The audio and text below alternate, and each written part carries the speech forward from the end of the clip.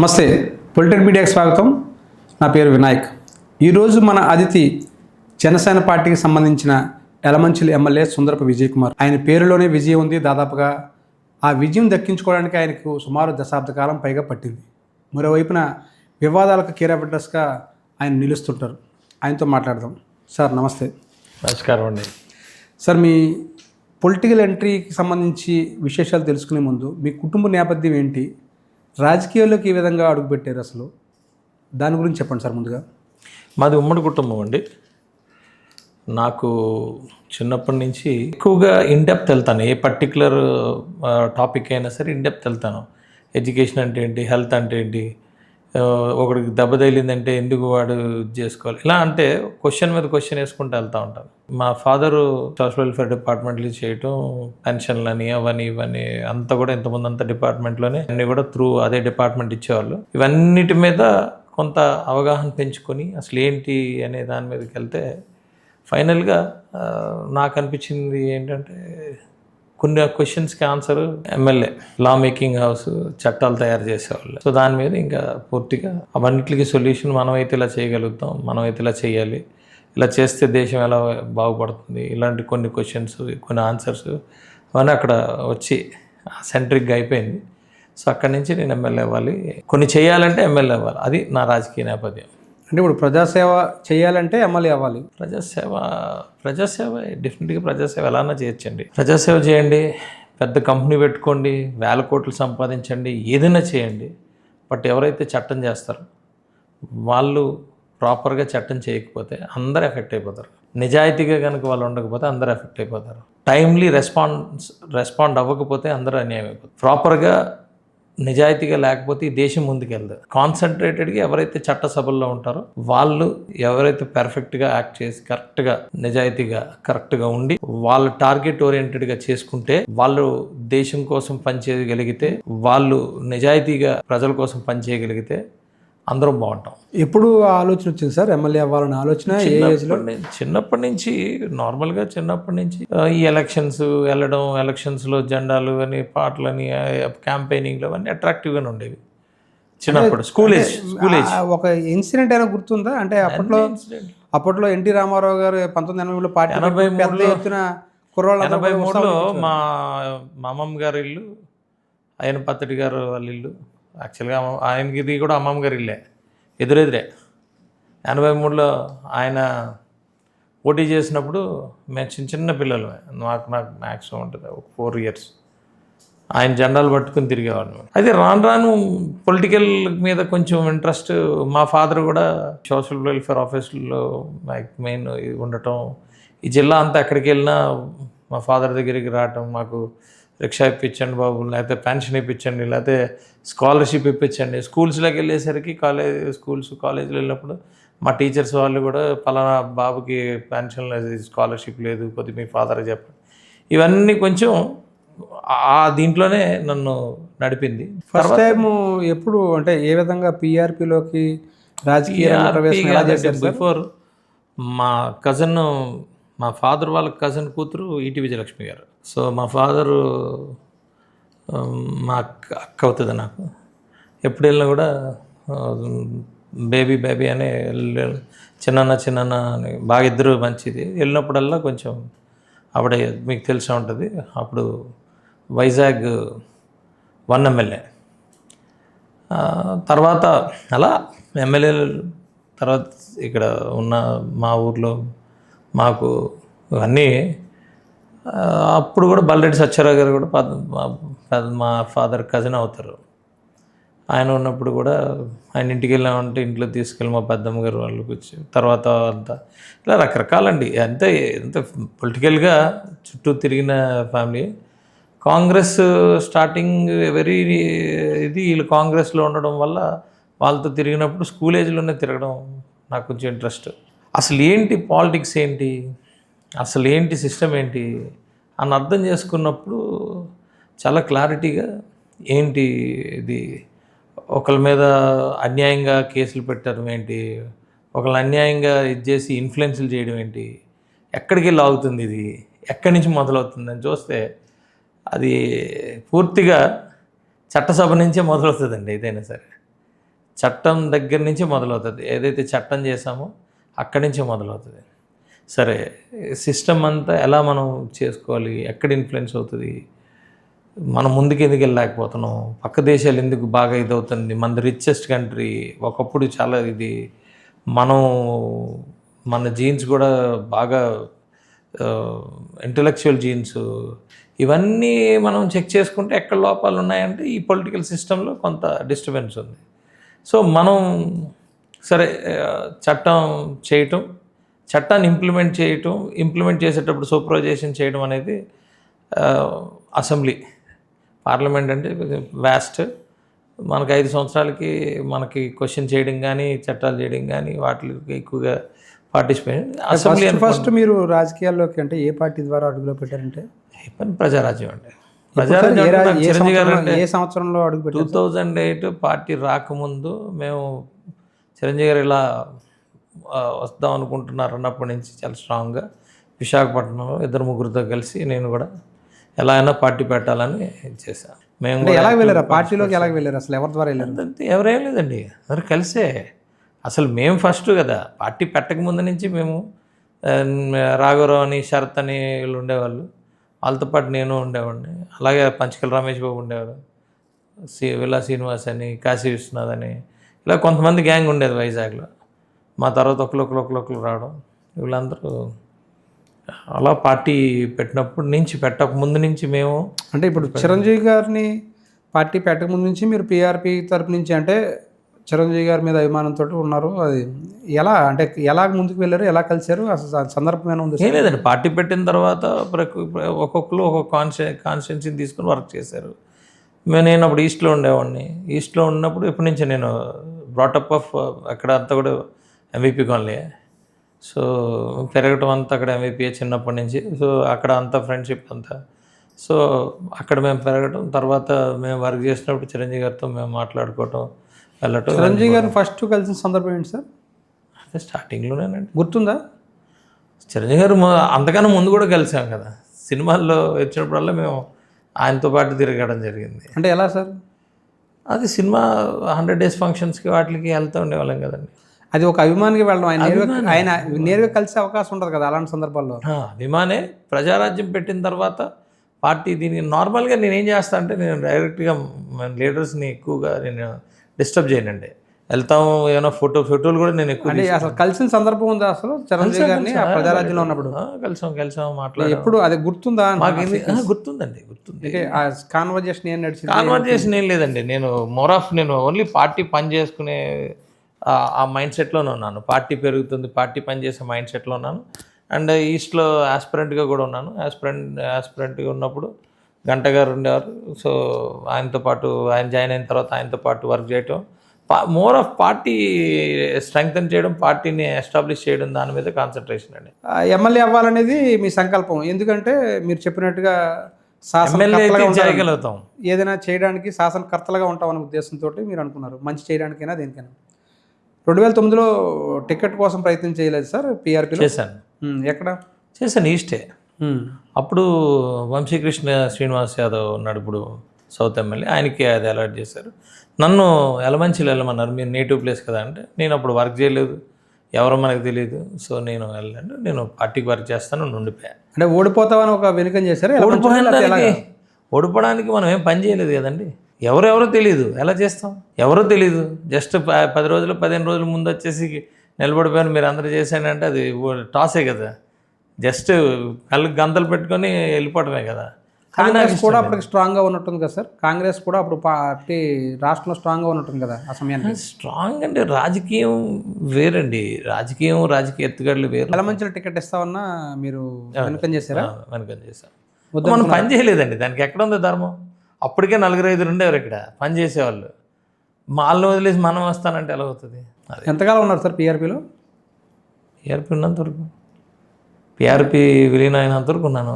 ఎందుకు పిఆర్పీ నుంచి మళ్ళీ నోమెన్స్ జోన్? పిఆర్పీ నుంచి బయటకు రావడం ఏం లేదండి. పిఆర్పీ అనేది కాంగ్రెస్లో కలిపేశారు. ఆ తర్వాత ఇష్టమైనడు కాంగ్రెస్లోకి వెళ్ళాడు, లేనోడు నోమెన్స్ జోన్లో ఉన్నాడు. మేము ఎక్కడ పిఆర్పీ నుంచి మారలే. తర్వాత యాక్చువల్గా మా కుటుంబం టీడీపీ కుటుంబం ఇక్కడ. సో ఓకే, నాకు అప్పటికి కొంత అర్థమైంది ఏంటి రాజకీయం ఏంటి పర్లేదు. సో దాని తర్వాత ఓకే, మనం ఉన్న పార్టీలో నిజాయితీ అయిన పార్టీ టీడీపీ, ఆ పార్టీ మా కుటుంబం ఉన్న పార్టీ. సో టీడీపీని పట్టుకొని బేస్ చేసుకొని మనం రాజకీయ ప్రయాణం చేద్దాము. అది కూడా మా కాన్స్టిట్యున్సీ. నేను ఏదైనా వర్క్ చేసుకుంటే ఇమ్మీడియట్గా మా ఫాదర్ అందరూ, ఎందుకంటే ఇక్కడ అంతా రిలేషన్స్, ఇక్కడే కదా పెరిగారు మా ఫాదర్స్, ఇక్కడ ఒక పేరు ఉంది, అంత ఉంది. పని చేస్తే వాళ్ళకి కూడా డైరెక్ట్గా మనం ఏదన్నా చేయగలుగుతాం, అందరికీ చేయగలుగుతాం అనే ఉద్దేశంతో ఇక్కడికి రావడం జరిగింది. వచ్చిన తర్వాత మీకు తెలుసు, పార్టీ టీడీపీ పార్టీలో చాలా సీరియస్గానే కష్టపడ్డాం. సర్పంచ్లు గెలిపించాం, పార్టీని బిల్డ్ చేసాం, పార్టీని స్ట్రెంగ్తన్ చేసాం. 14 ఎందుకు పార్టీకి మీరు చాలా సీరియస్ గా వర్క్ చేశారు. చాలా సీరియస్గా యలమంచిలి తెలుగుదేశం పార్టీకి సంబంధించి ఎమ్మెల్యే క్యాండిడేట్ గా మీ పేరు చాలా 100% అండి. ఎందుకు రాలేదు? లాస్ట్ మినిట్ వరకు కూడా నేనే ఉన్నాను. కాకపోతే కాంగ్రెస్ ఎప్పుడైతే పోయిందో 14లో, కాంగ్రెస్లోని అందరూ కూడా వాళ్ళు వేరే పార్టీలు, అంటే టీడీపీ వైఎస్ఆర్సీపీలోకి వెళ్తున్నారు. సో గంటా గారు, పంచగల రమేష్ గారు వీళ్ళందరూ కూడా ఇటు వచ్చారు. వచ్చిన తర్వాత వాళ్ళకి అడ్జస్ట్ చేయడానికి పార్టీకి కుదరలేదు. ఆ రోజు ఇద్దామని కుదరలేదు. కేవలం అడ్జస్ట్ చేయడం కోసం మాత్రమే మీకు కుదరలేదా, లేదంటే ఏమైనా వెన్నుపోట్లు ఏమైనా జరిగాయి అంటారు? వెన్నుపోట్లు దాన్ని వెన్నుపోటు అంటారు. ఇట్స్ గేమ్ అండి, పొలిటికల్ గేమ్ అండి. ఎవరి ప్రయత్నాలు వాళ్ళు ఉంటాయి అండి. పొలిటికల్ గేమ్ అండి. పొలిటికల్ గేమ్లో ఎలా ఉంటుందంటే ఎలా పడితే అలా చేస్తుంటారు. ఇప్పుడు నాకు రాకపోతే ఆడికి కూడా రాకూడదు అనే ఫీలింగ్లో ఉంటారు. దాన్ని వెన్నుపోటు అనుకుంటే మనం మీకు అలా 14లో ఏమైనా జరిగిందా? అంటే జరుగుతుంది కదా, ఎవరైనా మీకు వెనకాల 100% జరుగుతుంది అండి. 100% జరుగుతుంది. దాన్నే కదా మరి వెన్నుపోటు అనేది. దాన్ని వెన్నుపోటు అనొచ్చు, కానీ నేను ఛాలెంజింగ్గా తీసుకుంటాను. నేను అనుకోను, వాళ్ళందరూ అనుకోండి, నేను అనుకోను. అది గేమ్ అండి, ఆడతారు అంతే. అంటే ఎవరు సార్ ఆడింది ఆ గేమ్ అప్పుడు? మీతో ఆడతారు. ఎవరు ఆడారు మీతో? వర్గాలు ఉంటాయి, ఆడతారు, అందరూ ఆడారు. ఇప్పుడు అది ఇప్పుడు మనం చెప్పుకోవడం దానివల్ల ఏమి ఉండదండి. అందరూ ఆడతారండి. గేమ్ అనేది ఆడతారు. కనపడే వాళ్ళు కొంత గేమ్లు ఆడతారు, కనపడకుండా ఆడేవాళ్ళు కొంతమంది ఉంటారు. కాకపోతే ఒకటి ఏంటంటే, నిజం అనేది ఎప్పుడు దాగదండి. ఏదన్నా చేయండి, నిజం దాగదు. ఏదో ఒక రోజు బయటకు వస్తుంది. కాలం అనేది చాలా స్ట్రాంగ్ ఉంటుంది. కాలం ప్రతిదానికి సమాధానం చెప్తుంది, ప్రతి నిజాన్ని బయటికి తీసుకొస్తుంది. అవన్నీ ఉంటాయి. దాన్ని చూసి బాధపడడం, దాన్ని చూసి అయ్యో నేను రోజు ఇంతోనే ఉన్నాను కదా, రోజు వీళ్ళు నన్ను అన్నయ్య తమ్ముళ్ళు అన్నారు కదా, వీళ్ళే నాకు సీట్ రాకుండా చేశారే అని బాధపడి అక్కడ కుంగిపడిపోయి ఉండిపోవాల్సిన అవసరం. అది గేమ్ అంతే. 14లో టికెట్ రాకపోతే మీరు ఎంతో కష్టపడిన తెలుగుదేశం పార్టీ గెలిపించడం కోసం కృషి చేసిన సందర్భంలో మీకు టికెట్ రాకుండా ఎవరో వేరే పార్టీ నుంచి వచ్చిన వ్యక్తికి మీ టికెట్ ఇవ్వడం జరిగింది. ఎలా అనిపించింది సార్ ఆ సమయంలో? బాధ అనిపిస్తుంది. కాకపోతే ఏంటంటే, ఇది మన journey. It is not one time target. Journey చేస్తున్నప్పుడు సరే అవ్వలేదు, వాళ్ళు కూడా అర్థం చేసుకున్నాం.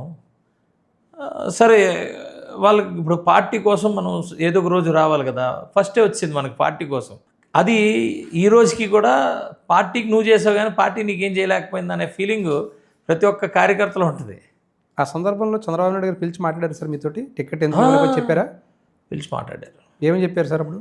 పిలిచి మాట్లాడారండి. మీకు కార్పొరేషన్ ఇది ఇస్తాం, ఇదే ఇలా కుదరలేదు అంటే, లేదు సార్ నాకు ఇబ్బంది లేదు, నేను పార్టీలో ఉండడానికి వచ్చాను, పార్టీతో జర్నీ చేయాలని వచ్చాను, పార్టీతో జర్నీ చేస్తూ సేవ చేయాలని వచ్చాను, డెవలప్మెంట్స్ యాక్టివిటీ ఇవన్నీ కూడా అని చెప్పాను నేను. తర్వాత కూడా వాళ్ళకి కుదరలేదు. ఆ 3-4 ఇయర్స్ కూడా కుదరలేదు. అది ఆ రోజు 14లో నాకు వైఎస్ఆర్సీపీ పార్టీ నుంచి కూడా ఆఫర్ వచ్చింది. ఎంపీ క్యాండిడేట్ అమర్కి అందరికీ తెలుసు. కాకపోతే ఆ రోజు ఈరోజు మా దగ్గర ఉన్న టీడీపీ ఇన్ఛార్జ్ ఆ రోజు ఆయన క్యాండిడేట్. అక్కడ ఆయన బొడ్డెడి ప్రసాద్ వీళ్ళు క్యాండిడేట్లు. ఆ రోజు కూడా తీసుకోమంటే అదే 2009లో ఏదైతే నేను పెట్టుకున్నానో అదే పెట్టుకున్నాను. ఆ రోజు నేను వైసీపీ సీట్ తీసుకున్నా నేను గెలిచేస్తాను, కనీసం 20-30 వేల మెజార్టీతో గెలుస్తాను 14లో. కానీ నేను దానికి పని చేయలేదు, ఆ పార్టీకి పని చేయలేదు, ఆ పార్టీకి వ్యతిరేకంగా పనిచేశాను, టీడీపీని ఆదరించమని చెప్పాను. సింగిల్ దీంట్లోని వెంటనే నాకు సీట్ రాలేదని చెప్పి వైసీపీని ఆదరించమని చెప్పలేను కదా, వైసీపీ ఓటేయమని చెప్పలేను కదా, నా కాన్షియస్నెస్ ఒప్పుకోలేదు. సో నా మనస్సాక్షికి నా పదవి చిన్నదైపోయింది, నా మనస్సాక్షి పెద్దదైంది. సో నా మనస్సాక్షి జయిస్తుంది ఇప్పుడును. సో 9లో ఏదైతే జరిగిందో 14లో అదే జరిగింది.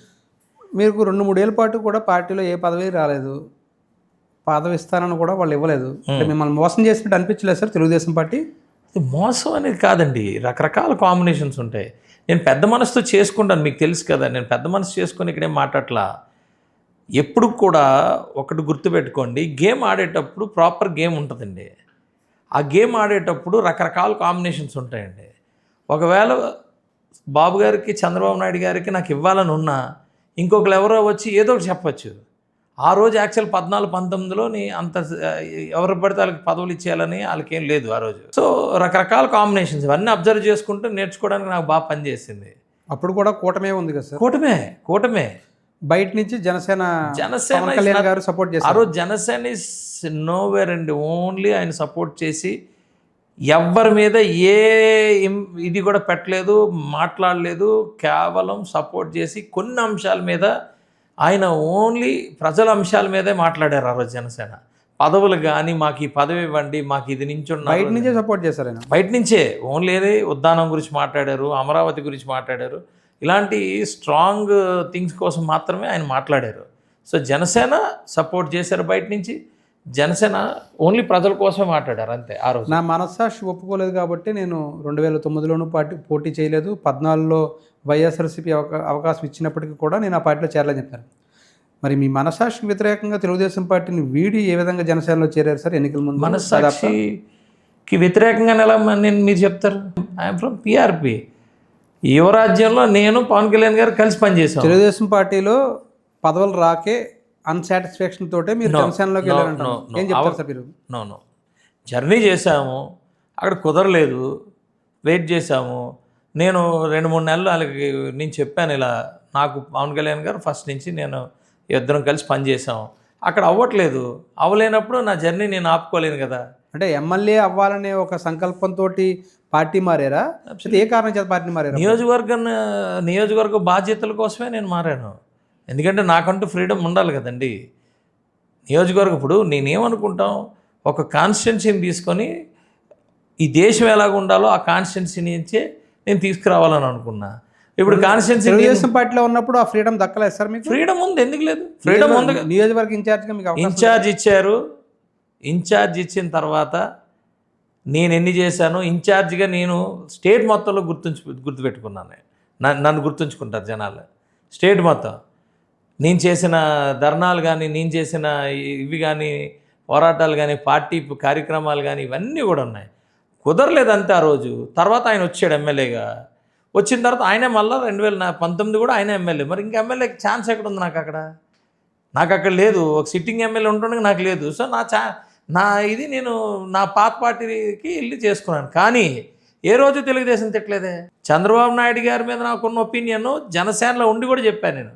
ఇన్ఫ్యాక్ట్ ఒక డిబేట్లో ఏంటి చంద్రబాబు నాయుడు గారు అంటే, నేను హుదూద్లో మేమిద్దరం ఆయనతో పాటు నేను కలిసి పనిచేసిన అన్ని కూడా నేను చెప్పాను. అందరూ ఆశ్చర్యపోయారు. తెలుగుదేశం 2019 ఎన్నికల ముందు మీరు విమర్శించారు తెలుగుదేశం పార్టీని. ఏం విమర్శలేదు? ఏదో ఒక క్లిప్ కూడా చూసాను. ఎప్పుడు విమర్శించడం ఎప్పుడూ చేయలేదు. కానీ ఏదన్నా ఉంటే కొండ బద్దలు కూడా చెప్తాను. అది పార్టీ జనసేన అన్న చెప్తాను, తెలుగుదేశం అనే చెప్తాను. అది పబ్లిక్గా నేనేం చెప్పలేదు. జనసేన పార్టీలో ఉన్నప్పుడు మీరు విమర్శించడం జరిగింది. ఏమనంటే 2019 ముందు జనసేన పార్టీ కూడా తెలుగుదేశం పార్టీ నుంచి బయటకు వచ్చేయడం జరిగింది. దూరంగా వాళ్ళకి సపోర్ట్ కూడా ఇవ్వకుండా విమర్శించడం జరిగింది తెలుగుదేశం పార్టీ కూడా, తెలుగుదేశం పార్టీ మీద కూడా ఎప్పుడు చేయలేదు. సో మీరు కూడా ఆ సమయంలో కొన్ని పాలసీల మీద ఏమైనా ఎప్పుడన్నా మాట్లాడుంటే మాట్లాడతాం. కానీ పార్టీ పరంగా మేము సపరేట్గా ఉన్నప్పుడు మనం మాట్లాడింది.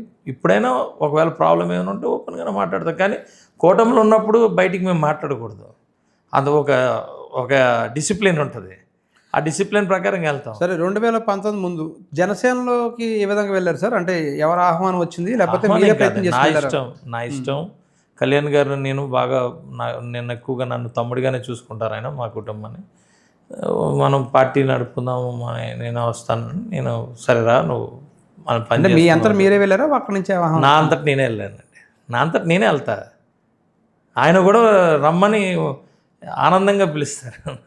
పిఆర్పిలో ఉన్నప్పుడు మీరు అప్పుడు పవన్ కళ్యాణ్ పనిచేశారు సార్? యువరాజ్యం పనిచేశారు.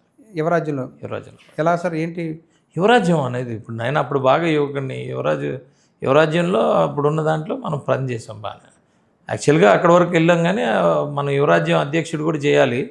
బట్ అక్కడ ఆ రోజు వేరే వాళ్ళిద్దరు ఉంటే వాళ్ళకి సరే, నేను ఎప్పుడు కూడా పార్టీ పాయింట్ ఆఫ్ వ్యూలోనే ఉంటాను నేను ఎప్పుడు. అందుకే నాకు లేట్ అయింది. అది నాకు మంచిదైంది, నాకే ఇబ్బంది ఏం అవ్వలే.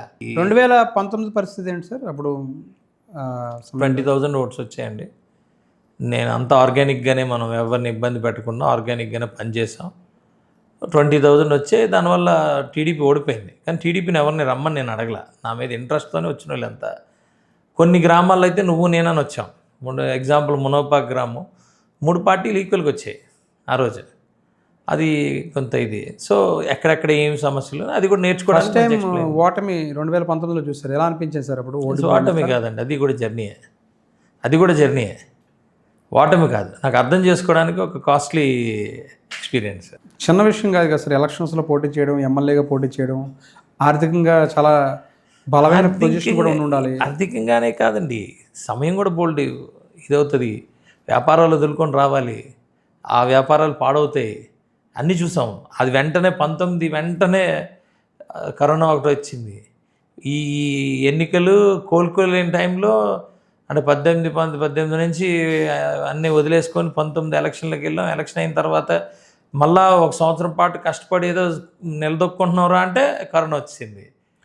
అలా చాలా ఇబ్బంది పడ్డారు. 2019 ఎన్నికల్లో ఎన్ని అప్పులు అయ్యాయి సార్ మీకు? అప్పులు అలానే లేదు. అప్పులు అవ్వలేదా? అప్పులు ఇవన్నీ కామన్ అండి, ఇవన్నీ లైఫ్లో ఇవన్నీ part and parcel of the game. అప్పుల నుంచి బయటపడ్డారా బాగానే? అప్పులే ఉంటాయి ఇవన్నీ. అంటే మీరు ఎలక్షన్స్లో పోటీ చేయడం, ఓడిపోవడం, ఆ తర్వాత వెంటనే కరోనా రావడం, వ్యాపారాలు కూడా దెబ్బతిట్టడం, ఇబ్బంది పడ్డాం. అంటే అందులో మీరు ఉమ్మడి కుటుంబం అని చెప్పారు, ఇబ్బంది పడ్డాం. కుటుంబం అంతా ఇబ్బంది పడింది. బట్ ఒక దేశం కోసం పనిచేసేటప్పుడు, ఒక నియోజకవర్గానికి లీడ్ చేయాలనే అంత ఇది ఉన్నప్పుడు కుటుంబాన్ని బయటికి తీసుకురాలేని ఒక నియోజకవర్గాన్ని బయటకు తీసుకురాలేడు. ఎలా బయటపడ్డారు సార్? కష్టపడ్డాం, పనిచేసాం, బుర్రకు పదును పెట్టాం, వెనకాతల బ్యాక్ బోన్ గట్టిగా ఉంచాం. ఆటోమేటిక్గా కష్టపడతాం. ఉన్న తెలివితేటలు మాకు ఉంటాయి కదా, అవకాశాలు ఉన్నాయి. అప్పటి నుండి మాకు మార్కెట్లో నిజాయితీగా, మాకు మార్కెట్లో క్రెడిబిలిటీ ఉందండి. ఆ క్రెడిబిలిటీ మమ్మల్ని ఎక్కడి వరకన్నా తీసుకెళ్ళి, ఎన్నిసార్లు పడినా కూడా లెగడానికి కారణం క్రెడిబిలిటీ. ఏం బిజినెస్ సార్ అది? మాది కన్స్ట్రక్షన్ బిజినెస్, లాజిస్టిక్స్. ఎక్కడ సార్? ఇక్కడ వైజాగ్లోనా? అంతా స్టేట్ అంతా చేస్తాం, కంట్రీ అంతా చేస్తాం. 1924 మధ్యలో మీరు జనసేన పార్టీ తరఫు నుంచి చాలా పోరాటాలు చేసినట్టున్నారు కదా, ఆ సమయంలో ఎలా అనిపించింది సార్? 5 ఏళ్ల పాలన చూసిన తర్వాత మీకు ఒత్తిడి కానీ, లేదంటే కనుక కేసులు ఎదుర్కొన్న సందర్భంలో కానీ ఎలా అనిపించింది అసలు? నేను రాజకీయాల్లోకి వచ్చి మంచి పని చేశాను అనిపించింది. నాలాంటి వాడు రాజకీయాల్లో ఉండాలి అని అనిపించింది. వాస్తవానికి ఆంధ్రప్రదేశ్లో రాజకీయాల్లో అపోజిషన్ ఉన్నాడంటే టఫ్ టైం. అపోజిషనుడే కాదు, అధికార పార్టీలో ఉన్నాడు కూడా టఫ్ టైం ఆ రోజు. అసలు రాజకీయాల్లో ఉన్న ప్రతి ఒక్కడికి tough time except Jaganmohan Reddy. ఎందుకంటారు సార్? ఎందుకంటే ఇప్పుడు ఒక ఎమ్మెల్యే అయిన తర్వాత ముఖ్యమంత్రి ఏమి ఆఫీస్కి రాడు, ఒక మీటింగ్ పెట్టడు, ఒకటి ఏదైనా చెప్తే డబ్బులు ఇవ్వడు, ఒక డెవలప్మెంట్ ఉండదు, ఒక ఏది ఉండదు. ఏదైనా మాట్లాడితే అక్కడి నుంచి ఫోన్లు వస్తాయి, ఇక్కడ మనం చెప్పినవి వెళ్ళవు. అలాగా అధికార పార్టీ వాడికి అది టఫ్ టైం. అపోజిషన్ పార్టీ వాడు అసలు మాట్లాడడానికే లేదు. టార్గెట్ చేయడం, జైల్లో పెట్టడం, టార్గెట్ చేయడం, చంపడం, టార్గెట్ చేయడం, రకరకాలు. ఎవడైతే మాట్లాడతాడో అన్ని డైరెక్ట్గా వేయటమే. డైరెక్ట్గా 15 సంవత్సరాలు 20 సంవత్సరాలు ముఖ్యమంత్రి చేసిన వాడిని లోపలేస్తే, పవన్ కళ్యాణ్ లాంటి పవర్ఫుల్ పర్సన్, పవన్ కళ్యాణ్ గారు ఇలా అంటే అలా కోట్ల మంది వస్తారు దేశం మొత్తంలో, అలాంటి వ్యక్తిని ఆపడానికి చూడటం ఇదంతా టఫ్ టైమే. దానిలో చాలా నేర్చుకున్నాం, నలిగాం. నాకేమనిపించింది అంటే, ఎస్, ప్రజల కోసం నిలబడేటప్పుడు నాలాంటి ఒక స్ట్రాంగ్ కమిట్మెంట్ ఉన్న వ్యక్తులు ఈరోజు రాజకీయాలు ఉండడం మంచి పని చేశామని అనిపించింది. ఆ సందర్భంలో కొన్ని కేసులు కూడా మేము పెట్టినట్టు 100% కేసు పెట్టారుగా. నోవాటల్ కేసు నాదేగా. 8-9 రోజులు జైల్లో నన్ను పెట్టారు. ఏంటి సార్ దాని వెనకాల ఉన్న కథ? ఏం లేదండి, నథింగ్. వాళ్ళకి నచ్చలేదు అంతే. ఏం జరిగింది సార్ అసలు? మీ మీద కేసు పెట్టడం నచ్చలేదు అంతేనండి, నచ్చలేదు. ఆ రోజు పవన్ కళ్యాణ్ గారిని రానియకూడదు, వచ్చిన సైలెంట్గా కార్లు వెళ్ళిపోవాలి.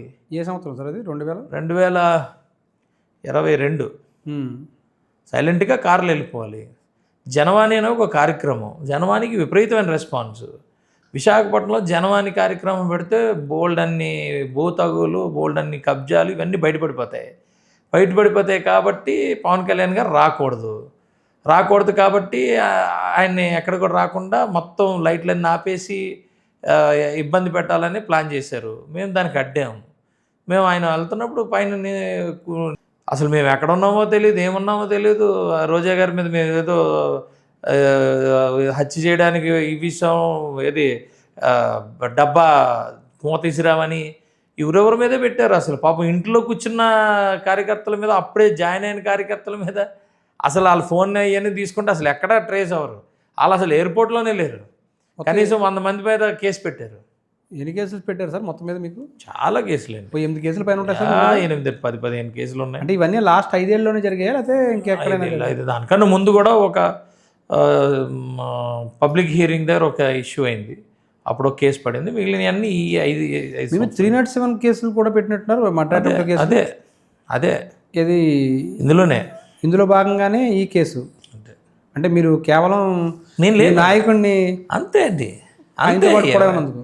ఎవరు రాకూడదండి. ఎవరైతే ముఖ్యంగా ఉన్నారో వాళ్ళందరి మీద పెట్టారు. అంతకుముందు ఇంకే కేసు ఉంది సార్? 307 కేసు. 307 లేవు, ఏం లేవు. మామూలుగా ఈ ఎప్పుడన్నా మనం అక్కడికి వెళ్ళామనుకోండి, ఇది కంపెనీకి ఇక్కడ ఏం అన్యాయం జరుగుతుంది అని అడిగామనుకోండి, ఆటంకాలు, గవర్నమెంట్ ఉద్యోగానికి ఆటంకాలు కలిగించారనే కేసు. 1924 మధ్యలో 1924 మధ్యలో ఈ బోల్డ్ కేసులండి. ఎలా పడితే అలా పెట్టారు కేసులు. ఏ పడితే పెట్టారు కేసులు. ముంబైలోనూ అదేవిధంగా హర్యానాలో కూడా కేసులు ఉన్నాయి సార్. ఏంటి సార్ అది? అవి హర్యానా వేరే కేసు అండి. అవి కేసు అని కాదు, వాళ్ళు వేరే. మేము యాక్చువల్గా ఒక అతనికి ఒక భూమి ప్లజర్ ఇప్పించాం మనమే, మనకు తెలిసిన ఆయనకి ఇప్పిస్తే ఆయన డబ్బులు కట్టలా. ఆయన దొరకట్లేదని నన్ను మధ్యలో పెట్టాడు. నేను ఓన్లీ ఇప్పుడు మీకు పలానోడి దగ్గర ఉన్నదే వెళ్ళి తీసుకో అని చెప్తాం.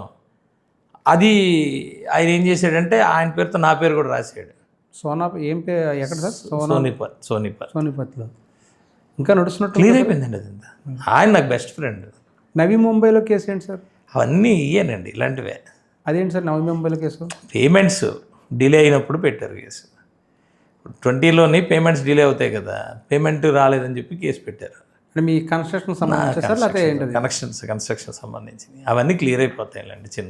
మీకు తెలిసిందే కదా, ఊరికే మా మీద. అంటే ఇక్కడ ప్రాబ్లం ఏమవుతుందంటే, నేను ముందుంటా, నన్ను పట్టుకోవాలి, నన్ను అందులో అంటే అకౌంటబిలిటీ చేయాలి అంటే నా పేరు రాస్తారు. ఇప్పటికీ కూడా కేసు నడుస్తున్నట్టు ముంబైది. ముంబై క్లోజ్, అది క్లోజ్, అది కూడా క్లోజ్, అన్ని క్లోజ్. మొన్న ఎలక్షన్ ముందు క్లోజ్ అయింది సార్. అది ఇంకా అయినట్లేదు కదా? ఎలక్షన్ ముందే అయిపోయిందండి. సోనిపత్ కేసే మొన్న అయింది. అది కూడా మీరు అఫిడవిట్లో వేసినట్టున్నారు ఇవన్నీ. నేను వేసాను, అన్నీ వేసాను, నేనేం దాచను. సోనిపత్ కేసు కూడా ఆయన నాకు బెస్ట్ ఫ్రెండ్ అండి. ఆయన భూమి ప్లెజర్లు ఇస్తాడు, ఆయన నా బెస్ట్ ఫ్రెండ్. కాకపోతే అందులో నా పేరు రాశాడు. మళ్ళీ నేను ఉన్నాను కాబట్టి అవతలోడు కూడా సెటిల్ అయింది. ఆయన చాలా మంచి. నేనంటే ఇంక నాకు ఢిల్లీ వెళ్తే ఆయన కారు పంపిస్తాడు ఇప్పటికి కూడా. 2014-19 మధ్యలో ఎన్నో కేసులు ఎదుర్కొన్నారు అన్నారు. బయటికి రావడానికి భయపడే పరిస్థితుల్లోనే పోరాటం చేసామని చెప్తున్నారు. 19లో టికెట్ వస్తుందని ఊహించారు సార్ అసలు మీరు? 14లో వస్తుందని ఊహించాం, 9లో వస్తుందని ఊహించాం. అసలు మన సీట్ కావాలనే కదా మనం మాట్లాడుతుంది. 19లో దగ్గర తేడాతో ఓడిపోయారు. 24లో వస్తుంది అనుకున్నారా? వస్తుందండి. 24లో స్ట్రాంగ్ క్యాండిడేట్ ఎదిగాం కదా. 24లో స్ట్రాంగ్ క్యాండిడేట్ ఎదిగాం. అంటే కూటమి ఏర్పడిన తర్వాత చాలా సందిగ్ధాలు ఉన్న సందర్భంలో, ఆ సందర్భంలో కూడా మీకు టికెట్ రాకుండా చాలా ప్రయత్నాలు జరిగాయి. జరుగుతాయండి, నేను చెప్పా కదా జరుగుతాయి. అప్పుడు టికెట్ వస్తుందా రాదా అని ఒక మీమాంస అయితే అలా లేదు. మాకు మా అన్నయ్య మీద మాకు నమ్మకం ఉంది, మా పవన్ కళ్యాణ్ గారి మీద నమ్మకం. ఆయన ఎట్టి పరిస్థితుల్లో మా జర్నీ అంతా చూశాడు. మా జర్నీ ఏమైందంటే ఆయనకు తెలుసు. ఆయన మీద పూర్తి నమ్మకం, విశ్వాసం ఉంది. 2009 నుంచి మనం 2009 కూడా ఆలే కదా ఇవ్వాల్సింది సీటు. ఆ రోజు మేము పార్టీ కోసమే పనిచేసాం. 19లో గడ్డు కాలంలో కూడా నిలబడి పార్టీ కోసం పనిచేసాం. 19 నుంచి 24 కూడా గడ్డు కాలంలో పార్టీ కోసం పనిచేసాం. మా పార్టీలో డెఫినెట్గా ఆయనకి అన్ని ఇది తెలుసు. అనకాపల్లి జిల్లాలో యలమంచిల కోసం గట్టి పట్టుబట్టారా సార్? ఆయన సీటు మాకు జనసేన లేదంటే చంద్రబాబు నాయుడు గారు కూడా ఇవ్వాలి అని చెప్పి డే 1 నుంచి మేము ఆయన కూడా పనిచేసాం కదా. ఆ పార్టీ ఈ పార్టీ 2 పార్టీలు కదా. యాక్చువల్ చెప్పాలంటే నాది ఈజియెస్ట్ సీటు. 2 పార్టీల కోసం పనిచేశాను కాబట్టి. కూటమిలో అర్హత ఉన్న వ్యక్తిని నేను. 2 పార్టీలకి ఈక్వల్గా నాకు ఓటేయాల్సిన ఏమంటారు ఆ బాధ్యత ప్రతి ఒక్క కార్యకర్తకి అందుకే ఆనందంగా ఉంది, అందుకే 50,000 వచ్చాయి. నాకు ముందే తెలుసు 50,000 నుంచి 70,000 మెజారిటీ వస్తుందని నేను క్లియర్గా చెప్పాను. 2024లో ఫస్ట్ టైం ఎమ్మెల్యే అయిన తర్వాత ఎలా అనిపించింది సార్? భారీ ఎత్తున గెలిచారు, టికెట్ దక్కడం ఎలా అనిపించింది అప్పుడు గెలిచిన తర్వాత? ఓకే అనిపించిందండి. దాదాపుగా ఒక 20 ఏళ్ల కళ మొట్టమొదటిసారి 15 సంవత్సరాలకి 15 సంవత్సరాల పైన కళ నెరవేరిందని ఒక సంతోషం అనిపించింది. నెక్స్ట్ అంటే ఒక నెక్స్ట్ లెవెల్కి వచ్చామండి. ప్రజలందరూ నాకు ఓటేశారు, నాకు చాలా ఆనందం అనిపించింది. ఓకే, మనం ఇప్పటి వరకు ఎమ్మెల్యేగా గెలిచి ఎమ్మెల్యే అయ్యి పని చేయాలని అనుకున్నది ఏటైందో ఉందో అది స్టార్ట్ అయింది నాకు. అదే మీరు చెప్తుంది నాకు చెప్తుంది, నాకు మన ఇద్దరికి ఉన్న డిఫరెన్స్ ఏంటంటే అది మీరు గోల్ అనుకుంటున్నారు, అది నా స్టార్టింగ్ అని నేను అనుకుంటున్నా. అది నా స్టార్టింగ్, ఎమ్మెల్యే అనేది నా స్టార్ట్. ఈ స్టార్ట్ కోసం నేను 15 సంవత్సరాల నుంచి 16 సంవత్సరాల నుంచి పోరాటం చేసుకుంటూ అనేకమైన నేర్చుకుంటూ వచ్చా. మొత్తానికి సాధించా. అది అక్కడ సాధించాను. ఆ తర్వాత 24 నుంచి 25 మధ్యలో నేనేం చేయాలనుకున్నాను చాలా సాధించాను. మీకు నాగబాబు గారితో బాగా సన్నిహితం అంటే పవన్ కళ్యాణ్ గారు? వాళ్ళు మమ్మల్ని తమ్ముళ్ళ కింద చూసుకుంటారండి. పవన్ కళ్యాణ్ గారి వల్ల టికెట్ వచ్చిందా, నాగబాబు గారి వల్ల టికెట్ వచ్చిందా మీకు? పవన్ కళ్యాణ్ గారేనండి. నాగబాబు గారికి నాకు ఎవరికి టికెట్ ఇవ్వాలన్నా పవన్ కళ్యాణ్ గారే. నాగబాబు గారి వల్ల టికెట్లు పవన్ కళ్యాణ్ గారే. మా అందరికీ లీడరు పవన్ కళ్యాణ్ గారే. నాగబాబు గారిని ఇక్కడ అనకాపల్లి ఎంపీగా అనౌన్స్ చేసిన తర్వాత మీరందరూ కూడా చాలా ఆల్మోస్ట్ ఆల్ డిసైడ్ అయింది అనుకున్నారు. బయటికి రావడం ఆల్మోస్ట్ ఆల్ అంటే ఆల్మోస్ట్ ఆల్ డిసైడ్ అయిపోయింది. ఆయన త్యాగం చేశారు. ఆ సందర్భంలో ఎలా అనిపించేశారు అంటే ఉంటే బాగుంది అనిపించిందండి. ఆయన ఉంటే బాగుంది అనిపించింది. కాకపోతే మాకు ఎస్పెషల్లీ నాకు కానీ మా అన్నయ్యకి కానీ మేము చూసి వచ్చాం కదా, 2009లో పార్టీ కోసం స్టాండ్ అయ్యాం. ఆ రోజు మాకు ఎలా ఉంది, 2014లో పార్టీ కోసం స్టాండ్ అయ్యాం. ఆ రోజు పరిస్థితి ఏంటి, ఈరోజు నాగబాబు గారికి ఏం జరిగిందో అది కూడా అలాగే పార్టీ కోసం స్టాండ్ అవ్వడం వల్ల అయింది. నాగబాబు గారు మాకేమీ పెద్దగా ఏమి ఉండదు, ఎందుకంటే మాకు నాగబాబు గారికి ఇవ్వకపోవడం బాధ అనిపించలేదు సార్ మీకు? డెఫినెట్గా బాధ అనిపించిన, బాధ కన్నా బాధ్యత గొప్పదండి. అది మేము ఆల్రెడీ జీర్ణించుకున్న ఫ్యామిలీ మాది. సో బాధ్యత గొప్పది. డెఫినెట్గా ఛాన్స్ ఇచ్చి ఉంటే వేరే విధంగా ఉండేది. ఛాన్స్ రాలేకపోయింది, అవ్వలేదు, కుదరలేనప్పుడు డెఫినెట్గా అది అక్కడ తాగిపోం కదా, అరే వచ్చుంటే బాగుంది కదా అరే అని అనిపించింది. బట్ అసలు ఈ కూటమి కారణమే పవన్ కళ్యాణ్ గారు. సో ఎవరు ఏదైనా కూడా అది పవన్ కళ్యాణ్ గారికే ఫస్ట్ ఇదవుతుంది. దాని కారణంగానే మీకు సీఎం రమేష్ గారితో గ్యాప్ వచ్చింది స్టార్టింగ్లో? ఏం లేదా, మాకు సీఎం రమేష్ గారికి ఏం లేదు స్టార్టింగ్లో. ఆయన ఎంపీ ఎప్పుడు లేదు సీఎం రమేష్ గారికి నాకు ఎప్పుడు లేదు, ఈ రోజుతో కూడా ఎప్పుడు లేదు. అంటే ఇప్పుడు తగ్గినట్టుంది సార్, అప్పుడు గ్యాప్ ఉన్నట్టుంది కదా కొంచెం? ఎప్పుడు లేదు డే 1 నుంచి ఆయన ఎప్పుడు లేదు. ఆయన సీటు ప్రకటించిన వెంటనే మీరు ఆహ్వానించారు? మీరు అందరూ కూడా ఎప్పుడు లేదు. మీరు ఆహ్వానించారా సార్ అప్పుడు? ఎప్పుడు లేదు. అప్పుడు డే 1 నుంచి చేశాం. అరే నేను అంటుంది ఏంటంటే ఆ బాధ్యత బీజేపీ బాధ్యత మా పవన్ కళ్యాణ్ గారు భుజాల మీద వేసుకున్నారండి. ఇప్పుడు మరి నాగబాబు గారికి ఎమ్మెల్సీ ఇచ్చారు సార్, మంత్రి పదవి ఇస్తానన్నారు, ఎప్పుడు వస్తుందంటారు? అది అధిష్టానం చూసుకుంటుందండి. మీరందరూ కూడా నా పరిధి కాదు అది. మీరందరూ ఎదురు చూస్తున్నట్టున్నారు కదా? డెఫినెట్గా చూస్తాం. నాగబాబు గారికి వస్తుందని ఎందుకు చూడమండి, చూస్తాం. కానీ అది మా పరిధి కాదండి. ఇది మా పరిధిలో లేని నాట్ల కోసం మేము మాట్లాడడం కదా. ఆ గేమ్ అంతా ఆయనది, ఆయన పరిధి. అది పవన్ కళ్యాణ్ గారి పరిధి. ఆయన ఒక గ్రేట్ దీనికోసం కాజ్ కోసం ఆయన రాజకీయాల్లో ఉన్నారు. సో ఆ గ్రేట్ కాజ్ కోసమే మేము ఆయన్ని అనుసరిస్తాం. ఆయనతోటి అనుబంధం లేదంటే కనుక నాగబాబుతో అనుబంధం మాట్లాడే ముందు మీరు ఏడాది పాలన మీద పూర్తి అయిపోయింది, మీరు కూడా ఎమ్మెల్యేగా ఏడాది పాలన పూర్తి చేస్తున్నారు. ఈ ఏడాదిలోనే ఎందుకు సార్ మీ మీద ఇన్ని అవినీతి ఆరోపణలు రావడం ఏంటి? దాని వెనకాల ఏం అవినీతి వచ్చి? యలమంచిలి నియోజకవర్గంలో మైనింగ్ జరుగుతుంది పెద్ద ఎత్తున, దాని వెనకాల ఎమ్మెల్యేగా చూపించండి, ఎమ్మెల్యే గారు ఉన్నారు, చూపించండి. మైనింగ్ చూపించండి. పర్మిషన్స్ లేవు, మా దగ్గర ఎక్కువ కంపెనీలు ఉంటాయి, ఆ కంపెనీలు అన్నిటికీ గ్రావెల్ అవసరాలు ఉంటాయి. నార్మల్గా ఎవడు ఇల్లు కట్టుకున్నా అడిగి గ్రావెల్ అవసరాలు ఉంటాయి. ఈ 10-15 సంవత్సరాలు గత ప్రభుత్వంలో ఉన్న కన్నబాబు రాజు ఏవైతే తవ్వాడో దానికి సాక్షి ఓడి తీసుకెళ్ళి పెడతాడు. నేను సాక్షి ఓడికి నేనేం భయపడను, ఎవడికి నేను భయపడను. చూపించండి. ఇప్పుడు ఒక రోడ్డు వేస్తాం, అర్జెంటుగా గొయ్యి పడిపోతుంది, దానికి పర్మిషన్ లేని ఒక క్వారీలు ఉంటాయి, క్వారీలే ఉండవు మా దగ్గర. మేము పక్కన ఏదో గొయ్యతవి తీసుకొచ్చి రోడ్డుకి వేసుకుంటాం, దానికేమో ఫోటో తీసేసి గొడవ చేసేసి అవి చేసి సుందరపు విజయ్ కుమార్ తవ్వేసాడంటే ఏం చేయమంటారు? మైనింగ్ జరుగుతుంది సార్ మీ దగ్గర? ఎక్కడ మైనింగ్ జరిగిందండి? మైనింగ్ ఎక్కడ జరిగింది? నా దగ్గర మొత్తం కాలువలన్నీ కూడా మొత్తం అంతా పూడికతీతలు తీసా. ఇరిగేషన్లో 5 సంవత్సరాలు 2019, 24 మధ్యలో 5 సంవత్సరాలు కూడా రైతుని కుదేలు చేశారు. ₹1 ఇన్వెస్ట్ చేయలేదు.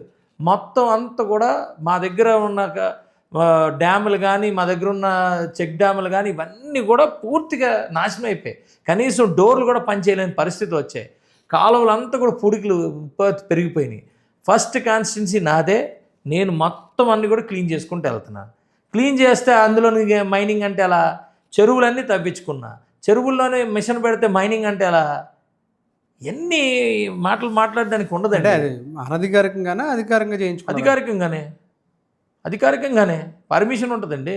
అధికారికంగానే ఇవన్నీ ఊరికే. నాకు ఫస్ట్ ఏమన్నారు? శాండ్ అన్నారు. శాండ్ ఇది ఎవడు చేస్తున్నాడు? శాండ్ మాకు శాండ్ అవసరం. బయట నుంచి మేము కొనుక్కోవాలి. మా దగ్గర శాండ్ ఏమి ఉండదు. బయట నుంచి కొనుక్కుంటే నేను శాండ్ మాఫియా ఎలాగవుతాను? దానికి ఒకసారి శాండ్ అన్నారు. శాండ్ ఏది? పబ్లిక్గా ఈరోజు ఎవడు కొనుక్కుంటున్నాడు కూడా మాకు తెలియదు. ఏమంటే మద్యం అన్నారు. మద్యం ఏది మద్యం? అది కన్నబాబు రాజుకు కూడా 4-5 షాపులు ఉన్నాయి. ఆయన రన్ చేసుకుంటున్నాడు. నా అప్పజిన్ని నాకు ఒక్క షాప్ కూడా లేదు. మా వాళ్ళు కుర్రోళ్ళు ఏమన్నా వేసుకుంటే ఆ రోజు వేసుకున్నారు. మా అన్నయ్య ఏదో సాయం చేశాడు. మాకు కష్టపడ్డారు కాబట్టి ఏదో సాయం చేశాడు. మేము ఎక్కడ వేసుకున్నాం? పోనీ వైన్ షాపులు ఎవడికి వస్తున్నాయి? అది మాకు ఇచ్చేయడానికన్నా వైన్ షాపులు ఎవడికి వస్తున్నాయి? క్లియర్ కదా? అవి చెప్తారు. నేను ఇందాక కూడా చెప్పా, కాలం అనేది చాలా స్ట్రాంగ్ అండి. ఆ కాలం ఎప్పటికైనా సమాధానం చెప్తుంది. ఆ చెప్పిన రోజు డెఫినెట్గా మనం నించోవాల్సింది. ఇప్పుడు నాలోనే అలాంటిది లేనప్పుడు నేనెందుకు భయపడాలి? ఎవడో బచ్చగాడు వచ్చి ఆడేదో ఆడికి రాసుకుంటాడు. పేపర్ ఊరు లేదు, పేరు లేదు, ఒక కంప్యూటర్లో కొట్టేసి దానిపైన హెడ్డింగ్ రాసి సోషల్ మీడియాలో పెట్టేసి నేనే గొప్పవాడిని అని రాసుకుంటే వాడికి కూడా భయపడిపోతే నేను అలాగే పాలకుని అవుతానండి. నేను ఎలా పాలకుని అవుతాను? అర్థమైందండి? మనమే శ్రీరాముడు టైం కాదు. శ్రీరాముడు టైం కాదు. వినండి, శ్రీరాముడు టైం కాదు. వాళ్ళు మొత్తం దీంట్లోని ఒక్క వ్యక్తి ఇలా ఒక ఇదనగానే అంతగా ప్రేమించి, నాకు తెలిసి ఎవ్వరు ప్రేమించరు. రాముడు సీతాదేవిని ప్రేమించినంత ప్రేమ ఎవ్వరు ప్రేమించరు. ఆ రోజు అలాగా ఆయన వదలడానికి ఒకటి కారణం. ఆ రోజు కూడా ఒకటి కారణం. ఈరోజు కలికాలం కదా, ఇష్టానుసారంగా రోజుకి ఒకటి ఉన్నాడు అలాంటి. I don't care at all. నేనేం చేయాలనుకుంటానో అది చేస్తా. నా దేశం ఫస్ట్ ప్లేస్లోకి రావాలి. నా దేశం కోసం నేను పని చేస్తా. ఎవడో బయట నుంచి అరిసేసి ఎలా పడితే అలా మాట్లాడితే ఇక్కడ ఈనేవాడు ఎవడు లేడు. చేసుకోమనండి, ఇబ్బంది ఏం లేదు. అంటే ఎందుకు మిమ్మల్ని టార్గెట్ ఎందుకు చేస్తారు? పని చేసేవాడిని టార్గెట్ చేస్తారు. అంటే ఏ ఎమ్మెల్యే మీద రానంత ఆరోపణలు మీ ఒక్కరి మీద ఎందుకు వచ్చాయి? నేను ఇలాగే ఉంటా. నేను భయపడిన కాబట్టి. ఏమంటే ఒకటి చెప్తానండి, మనం పని చేస్తున్నప్పుడు సహకరించాలి. పొలిటికల్గా వీడికి పేరు వచ్చేస్తుంది, వీడు మన మాట వినట్లేదని మనల్ని కంట్రోల్ చేయలేదు. ఒక నియోజకవర్గం బాగోగులు చూసుకొని అభివృద్ధి చూసుకోవాల్సిన ఒక వ్యక్తిని పొద్దున్న లేచి బ్లాక్మెయిల్ చేసి మనల్ని కాలు కింద పెట్టుకోవాలి, అది గ్రూప్లో పెట్టుకోవాలని ప్రతి ఒక్కరు ట్రై చేస్తాడు. ట్రై చేస్తే ప్రేమతో పెట్టుకో, గుండెల్లో ఉంటా. ఇలా నొక్కేద్దాం, పిసికేద్దాం, నేను చెప్పకపోతే రేపు రాసేస్తాను పొద్దున్నే. ఏది రాస్తావు? దేనికి రాస్తావు? రాసుకో. ఎవడో అన్నాడు రాసుకో. రేపు ఎల్లుండా నీ పేపరే నువ్వు సమాధానం చెప్పుకోవాలి. ఆ ధైర్యం నాకు ఉంది. నీ పేపర్ సంబంధం ఇన్ని మీద విజయ్ కుమార్ చెప్పిని మా కాన్స్టిట్యున్సీ వాళ్ళకన్నా తెలుస్తుంది కదా. మా కాన్స్టిట్యున్సీ వాళ్ళు ఇది కరెక్ట్ కాదు, ఇది అబద్ధాలు రాశాడని మా కాన్స్టిట్యున్సీని తెలుస్తుంది కదా. మా కాన్స్టిట్యున్సీలో అలా క్రెడిబిలిటీ పోయినట్టే కదా. పక్క కాన్స్టిట్యున్సీ అన్న క్రెడిబిలిటీ పోయినట్టే కదా. నేను ఇన్ని మంచి పనులు చేస్తున్నా, వాడికి రాయడానికి లేదా? What is journalism? మహానుభావులు జీవితాలు పోగొట్టుకొని జీవితాలు చేసుకొని. సునీత ఎవరు సార్? ఆవిడ ఒక అంగన్వాడీ టీచర్లా ఉంది. ఆవిడ ఏకంగా రోడ్డు ఎక్కింది మీకు ఎగనిస్ట్గా. 4 లక్షల రూపాయలు పోస్ట్ అమ్మేసి. ఏంటి సార్ దాని కథ ఏంటి? సునీత అనే ఒక వ్యక్తి మహిళ అంట, మనకు తెలియదండి. అంగన్వాడీకి మామూలుగా పెట్టారు, అప్లికేషన్లు పెట్టారు. అందులో ఒక ఆవిడికి ఎక్కువ మార్కులు వచ్చాయి, ఆవిడకే సెలక్షన్ అయింది. ఈవిడ ఏంటంటే ఇన్ఫ్లుయెన్స్లు వాడింది. మనం ఏం చేసామంటే ప్రాపర్గా ఎవరికైతే మెరిట్లో వచ్చేది వాళ్ళకి ఇవ్వండి అని చెప్పారు. నన్ను జడిపించడం మొదలెట్టారు. నేను జడను. 4 లక్షల రూపాయలు విజయ్ కుమార్ పడిపోయేంత మనస్తత్వం లేదు. తర్వాత ఆవిడే ఇప్పుడు ఏమంటుందంటే నాదే తప్పు అని చెప్తుంది ఆవిడ. రోడ్ ఎమ్మెల్యేకి ఎగేన్స్ట్గా రోడ్ ఎక్కేంత కానీ సాహసం సాధారణ మహిళకు ఉంటుందంటారు అసలు? అరే, నన్ను జడిపించడానికి చాలామంది చాలా చేస్తారండి, నేను చెలించనండి. అంటే ఆవిడ ఎవరైనా ముందు సార్ లేదంటే కనుక ఆవిడ ముందుకు వచ్చిందా? ఏదండి ఆవిడంతా ఆవిడే ముందుకు వచ్చిందా సార్, లేదంటే ఆవిడ వెనకాల ఎవరైనా కథ ఉన్నారు, నడిపించారా? బోల్డ్ మంది ఉన్నారు. ఎవరు సార్ వాళ్ళు? ఉన్నారు బోల్డ్ మంది, మీకు తెలిసే ఉంటుందిగా. బోల్డ్ మంది ఉన్నారు. చెప్పండి ఎవరు అసలు? ఉన్నారండి. చెప్పడానికి భయపడుతున్నారు? భయం ఏమి ఉండదండి, మరి ఓపెన్గా చెప్పండి. వ్యూహం అండి, భయం ఏమి ఉండదండి. వ్యూహం మీకు మళ్ళా నేను చెప్తున్నా, నా వ్యూహం బయట పెట్టాల్సిన అవసరం నాకు కూడా లేదు. అమ్మాయి 100% అమ్మాయి ఒక పేదమ్మాయి, అమ్మాయికి ఉద్యోగం రావాల్సిన బాధ్యత ఉంది. ఆ ఉద్యోగం నేను చూపించాల్సిన బాధ్యత నేను ఎమ్మెల్యేగా నాకు ఉంది. కానీ మెరిట్లో ఇంకొక అమ్మాయికి వచ్చినప్పుడు అమ్మాయి ఉద్యోగం తీసి ఈవిడ జడిపించేస్తుంది. ఈవిడ వెనకాతలు కొంతమంది నాయకులు ఉన్నారు, ఆ నాయకులు నన్ను అడుగుతున్నారని చెప్పి ఆ మెరిట్ వచ్చే అమ్మాయిని తీసేస్తే ఎలా? వాస్తవానికి మా జనసేనలో తిరిగిన కుర్రోళ్ళు, టీడీపీలో తిరుగుతున్న నాయకులు, అక్కడున్న కొంతమంది వేరే ప్రొఫెషన్లో ఉన్నోళ్ళు, వీళ్ళందరినీ ఇన్ఫ్లుయెన్స్ చేశారు ఆవిడ. ఓపెన్ చెప్తున్నాను, వాళ్ళందరూ నాకు ఎక్కువ మంది ఉన్నారు కదా అని మెరిట్లో ఉన్న అమ్మాయిని తీసేసి ఈ అమ్మాయిని పెడితే నా ఇదేమవుతుంది? నా కాన్షియస్నెస్ ఏమవుతుంది? క్రెడిబిలిటీ ఏమవుతుంది? క్రెడిబిలిటీ కాదండి, నా రెస్పాన్సిబిలిటీ, నా బాధ్యత అండి, నా బాధ్యత. నన్ను జడిపించడానికి ట్రై చేశారు, నేను జడను. నా అమ్మాయికి మెరిట్ లేదా? ఎంక్వైరీ పెట్టుకోండి. ఎంక్వైరీ పెట్టుకుంటే ఎవరైతే ఎంక్వైరీ ఆఫీసర్ని కూడా జడిపించడానికి ట్రై చేశారు. నేను చెప్పానమ్మా, మీరు స్టాండ్ అవ్వండి, ప్రాపర్ స్టాండ్ అవ్వండి, ఎక్కడి వరకు అని వెళ్ళండి. మెరిట్ మీద అమ్మాయి వచ్చింది. ప్రాబ్లం ఏంటంటే అమ్మాయి ఏదైతే కమ్యూనిటీ ఉందో, షెడ్యూల్ కమ్యూనిటీ ఏదైతే ఉందో, అమ్మాయి భర్త బీసీ కమ్యూనిటీ. షెడ్యూల్ కాస్ట్కి ఇవ్వాల్సిన పోస్ట్ని అమ్మేసుకున్నారు. ఎలాగా? షెడ్యూల్ కాస్ట్ అమ్మాయి బీసీ కమ్యూనిటీకి అమ్మాయి పెళ్లి చేసుకుంటే అమ్మాయి షెడ్యూల్ కాస్ట్ అవుదా? ఇక్కడ మీరు చూడాల్సింది 4 లక్షలు కాదు, మీరు చూడాల్సింది ఎలా స్టాండ్ అయ్యి అమ్మాయికి నిలబడ్డాడు. మెరిట్ మీద కోసం ఒక ఎమ్మెల్యే ఎలా నిలబడ్డాడు.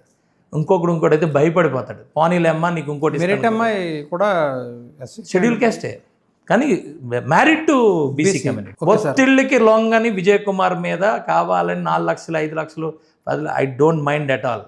మీకు ఒకటి చెప్తాను చూడండి, ఇక్కడ వరకు వచ్చానంటే కారణం పెద్దలు, ఒక వివేకానందుడు, ఒక రామకృష్ణ పరమహంసు, ఇంకొకరు. నువ్వు మంచి చేద్దామనుకున్నప్పుడు ఏం పట్టించుకోకు, స్ట్రైట్కి వెళ్ళిపోని అని అందరికీ చెప్పాడు. నేను అది బాగా పాటిస్తాను. మీరు ఒకటి గుర్తుపెట్టుకోండి, ఒక నియోజకవర్గానికి నేను ఒక ఎమ్మెల్యే, ఒక రిప్రజెంటేటివ్ అయినప్పుడు, ఇలాంటి ఒత్తిడికి లోనైనప్పుడు నేను మళ్ళీ ఫస్ట్ స్టార్టింగ్ డిస్కషన్కి వెళ్ళిపోదాం. మీరు ఎందుకు రాజకీయాల్లోకి వచ్చారని. ఇందుకే వచ్చారు రాజకీయాల్లోకి. ఏం చదువుకున్నారు సార్ మీరు? నేను ఎంబీఏ చేశాను, డిగ్రీ అంటే బీటెక్ చేశాను. ఎంబీఏ చేశాను. బీటెక్ ఏంటి sir subjects? Electronics and communications. MBA marketing. So రెండింటి మీద పూర్తి అవగాహన ఉంది మీకు. అటు మార్కెటింగ్ చేయడం తెలుసు, ఇటు ఎలక్ట్రానిక్స్ అండ్ కమ్యూనికేషన్ అన్నీ తెలుసని కాదండి. దేవుడు ఇదేంటంటే నాకు కొంత ప్రతి దాంట్లో అవగాహన ఉంటుందండి, డెప్త్లోకి వెళ్తా. సబ్జెక్టు మనం స్కూల్లో చదివింది, కాలేజీలో చదివిన దానికన్నా బయట పబ్లిక్లో చదివింది ఎక్కువ. ప్రతి విషయం మీద నేను వెళ్తా. కాకపోతే నాకు బేస్ ఏమైందంటే నాకు కొంత అవగాహన ఉంది. అంటే ఇప్పుడు నాది ఎలక్ట్రానిక్స్ అండ్ కమ్యూనికేషన్, కానీ నేను సివిల్లో ఉన్నాను. నేను పెట్టిన బిల్లు ఈవెన్ సివిల్ వాడు కూడా చెక్ చేయడానికి టైం పడుతుంది. నేను స్టడీ చేసే మా డ్రాయింగ్స్ కానీ, నేను స్టడీ చేసే ఇవి కానీ దాంట్లో వేరే లెవెల్లో ఉంటుంది. దాంట్లో ఎంటెక్ వాళ్ళు కూడా సరిపోరు అని నేను చెప్తున్నా. అలా ఉంటుంది నా సార్. ఎందుకు సార్ మిమ్మల్ని చూస్తే అచ్యుతాపురం సజ్జలో ఉన్న కంపెనీస్ అన్ని భయపడుతున్నాయంట? భయపడతాయిగా. ఎందుకు సార్? ఎవడైతే తప్పుడో ఆడు భయపడతాడు. మీరు వాళ్ళందరినీ బ్లాక్మెయిల్ చేస్తున్నారంట? అవును, బ్లాక్మెయిల్ చేస్తాను. అంటే ఏమని? ఏం బ్లాక్మెయిల్ చేస్తాను? ఏం బ్లాక్మెయిల్ చేశాను అడగండి. ఆయన ఎవడైనా సరే సరిగ్గా ఆ ఎఫిలియంట్ ట్రీట్మెంట్ ప్లాంట్ ఎక్కడ పడితే అక్కడ కానీ వేస్తే నీ తాడ తీస్తానంట. దాని పేరు బ్లాక్మెయిలా? భయపడరా? డబ్బులు ఇష్టమే, వాళ్ళు ఇవ్వాల్సిన కమిషన్ కానీ వాళ్ళని బెదిరిస్తారంట. ఒక్కడైనా ఛాలెంజ్ చేసి చెప్తున్నా, ఈరోజు మీకు కాదు ఎవరికైనా, ₹1 ఒక్క కంపెనీ నాకు ఇచ్చినట్టుగానే ప్రూవే కాదండి, తీసుకురండి, నేను రాజకీయం వదిలేస్తా. ఓపెన్గా చెప్తున్నా, ఫేస్ టు ఫేస్ మాట్లాడుతున్నా. అధికారులకి ట్రాన్స్ఫర్లు చేసినప్పుడు డబ్బులు తీసుకున్నాడు విజయ్ కుమార్ అని ఒకడెవడో వాగాడు. అధికారులు తీసుకోండి. ఈరోజు మా అధికారులందరూ నాతో ఎందుకు పనిచేస్తారు తెలుసా? ఒక్కడికి ₹1 తీసుకోకుండా నేను ట్రాన్స్ఫర్లు చేయించా. అర్థమైందండి? నేను అంటుంది 100% మీరు నిజాయితీగా కంపెనీని రన్ చేసుకోండి, మీకు ఎటువంటి ఇబ్బంది లేదు. అందరూ ఈరోజు ఒకరు అన్ని కంపెనీలు నేనంటే ఎక్కువ అభిమానం. ఎందుకు అభిమానం అంటే కొన్ని 10-15 సంవత్సరాల నుంచి వాళ్ళకి వచ్చిన ప్రాబ్లమ్స్ అన్నీ నేను సాల్వ్ చేస్తున్నా. ఈఎస్ఐసి హాస్పిటల్ రేపు 6 నెలల్లో స్టార్ట్ చేసేస్తాం. ఆల్రెడీ కన్స్ట్రక్షన్ అయిపోతుంది, పని అయిపోయింది. చాలా ఇంపార్టెంట్ వాళ్ళకి. నేను 11 kV తీసుకొచ్చా. ఎల్సీలు ఎన్ని ఉండేవి తెలుసా? 2019-24 మధ్యలో 38 రూపాయలు అయ్యేది ఒక యూనిట్. రోజు కనీసం ఒక 4-5 గంటలైనా జన్సెట్ మీద నడుపుకునేవారు కంపెనీస్. ఈరోజు ఎక్కడ కూడా బ్రేక్ లేకుండా నేను పనిచేస్తున్నా. వాళ్ళ కోసం అండర్ గ్రౌండ్ కరెంట్ పవర్ ఇది చేస్తాను. ఎందుకంటే మనకి ఇవి తుఫాన్లు అవి ఎక్కువ కాబట్టి. ఏమండి, అదే ఈరోజు రోడ్డు ఆలోచించండి. ఈరోజు అచ్యుతాపురం అనకాపల్లి రోడ్డు గత 18 సంవత్సరాల నుంచి అవ్వలేని రోడ్డు ఇప్పుడు మేఘాల మీద కట్టిస్తున్నా. రేపు అనే రోజు ఆ రోడ్డు కనెక్ట్ అయితే నాకు అచ్యుతాపురం నుంచి నాకు ఎయిర్పోర్ట్కి వెళ్ళాలంటే 1 hour. అదే సిటీలోంచి మీరు ఎయిర్పోర్ట్కి వెళ్ళాలంటే 1.5 hour. అర్థమైందండి? గాజువాక నుంచి యలమంచిలి 180 feet రోడ్డు వస్తుంది. దానికి డిపిఆర్ అవుతుంది. నేను చంద్రబాబు నాయుడు గారి వెనకాతలు పరిగెట్టి అవన్నీ తీసుకొని టెండరింగ్ వేసుకొని రేపు పీపీపీ మోడ్లో 180 feet రోడ్డు మీరు మామూలుగా మీరు ఊహించకండి. వాళ్ళు నా సగం కాదు 90% of my companies 90% of companies అన్నీ కూడా ఎక్స్పోర్ట్ జోన్లో ఉన్నాయి. వాళ్ళు ఇంటర్నేషనల్ క్లయింట్స్ వస్తే పెద్ద గోతుల్లోని ఎన్ని బెంచ్ కార్లు పెట్టినా ఎలాంటి కార్లు పెట్టినా గోతుల్లోని వచ్చేవారు 19-24 మధ్యలో. అయిన మొదటి రోజే విత్ సిఎస్ఆర్ గ్రాంట్స్ ఒక 20 లక్షలు పెట్టి మొత్తం గోతులన్నీ కప్పించా. ఆ రోజు నుంచి ఈ రోజు వరకు చాలా బ్రహ్మాండంగా చూసుకుంటాను. ఎన్ఏఓబి నేషనల్ ఇంట్రెస్ట్ సబ్జెక్ట్ ఇది. ఎన్ఏఓబి అది నేషనల్, మనందరి సెక్యూరిటీకి ఉన్న సబ్జెక్ట్. అది national subject, naval alternative base. నా సైడ్ ఉన్న గోడ అంతా కూడా విలేజర్స్తో మాట్లాడి మొత్తం గోడ అంతా కూడా కంప్లీట్ చేసాం. రాంబిల్లి అది నేషనల్ ఇంట్రెస్ట్. అలాగే బార్క్ నేషనల్ ఇంట్రెస్ట్ సబ్జెక్ట్. అది రాంబిల్లోని ఇంకొకటి విన్నాను సార్ నేను, మీరు ఏదో లారీలు మట్టి అది వస్తే కనుక మీ అనుచరులు ఎవరో దానికి వసూలు చేయడానికి అడుగుతున్నారంట సార్. ఇవన్నీ ఒకవేళ అది ఇవ్వకపోతే కనుక వాళ్ళ మీద కేసులు పెట్టించడం, ఎమ్మెల్యే గారి దగ్గరికి వెళ్ళి సెటిల్ చేసుకోండి అని చెప్తున్నారట. ఏమండి, ఒకటి గుర్తుపెట్టుకోండి, ప్రతి ఒక్క విషయం కూడా ఇలాగే మాట్లాడతారు. ఇవన్నీ ఏమంటారు? Universal statements, generalise statements. స్పెసిఫిక్గా ఏమైనా ఉంటే చెప్పండి. మరి పెట్టామంటే మీరు వెళ్ళి మాట్లాడుకోండి. వెళ్ళాక పోలీస్ స్టేషన్లో అడగండి, వెళ్ళి ఎవడి మీద పెట్టారో చూపిస్తాం. కొన్ని కొండలు మేము యాక్సెప్ట్ చేయట్లా. ఎందుకు? ఒకటి పంచదారలోని మేము గ్రావెల్ మేమన్నీ చెప్పి వేసుకుంటారు.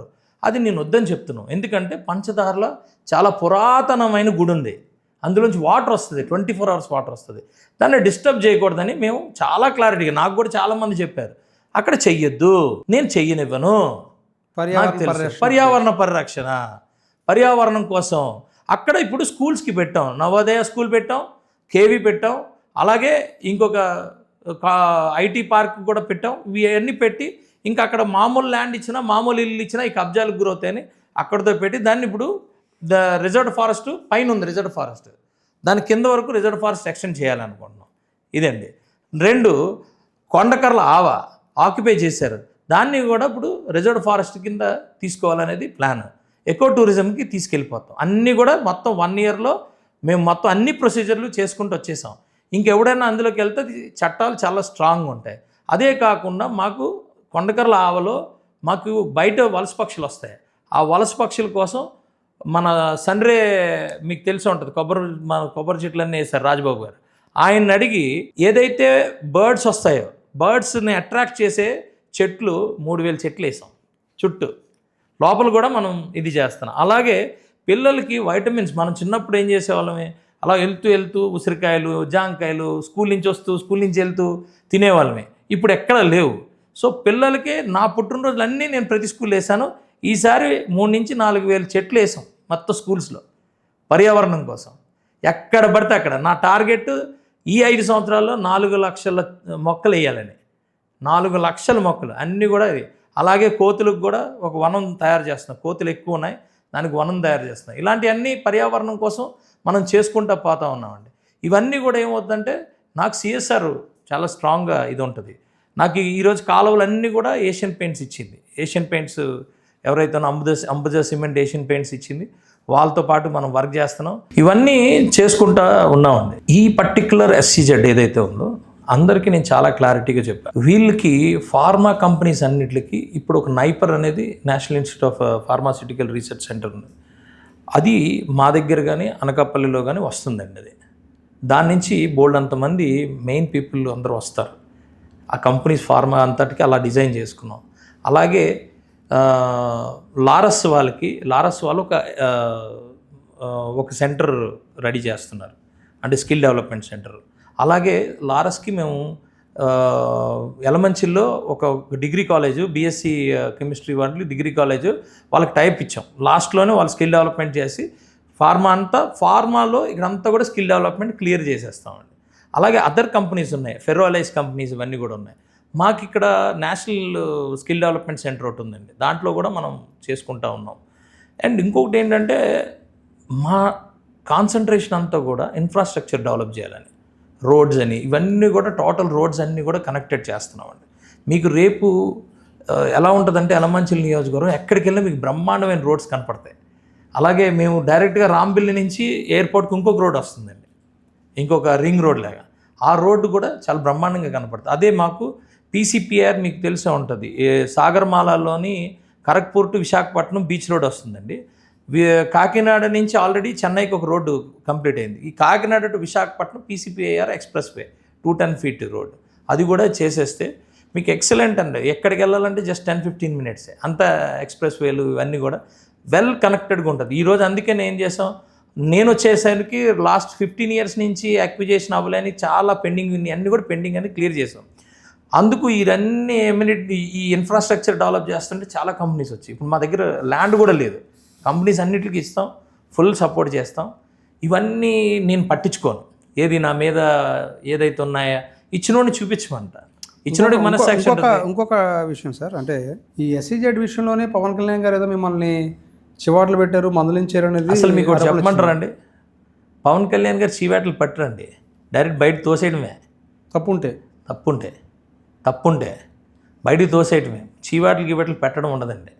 మీరు అనుకుంటున్నారేమో. ఇంకొకటి ఏంటంటే అండి, ఒకటి గుర్తుపెట్టుకోండి, నేను ఆ స్టేజ్కి రాను. నా లైఫ్ నేను స్పెండ్ చేశాను ఇక్కడ. స్ట్రగుల్ అవుతున్నాం, అనేక సందర్భాల్లో స్ట్రగుల్. ఎలా ఉంటుందంటే నేను హ్యాండిల్ చేసే విధానం అంతే, నేను అలా హ్యాండిల్ చేస్తాను.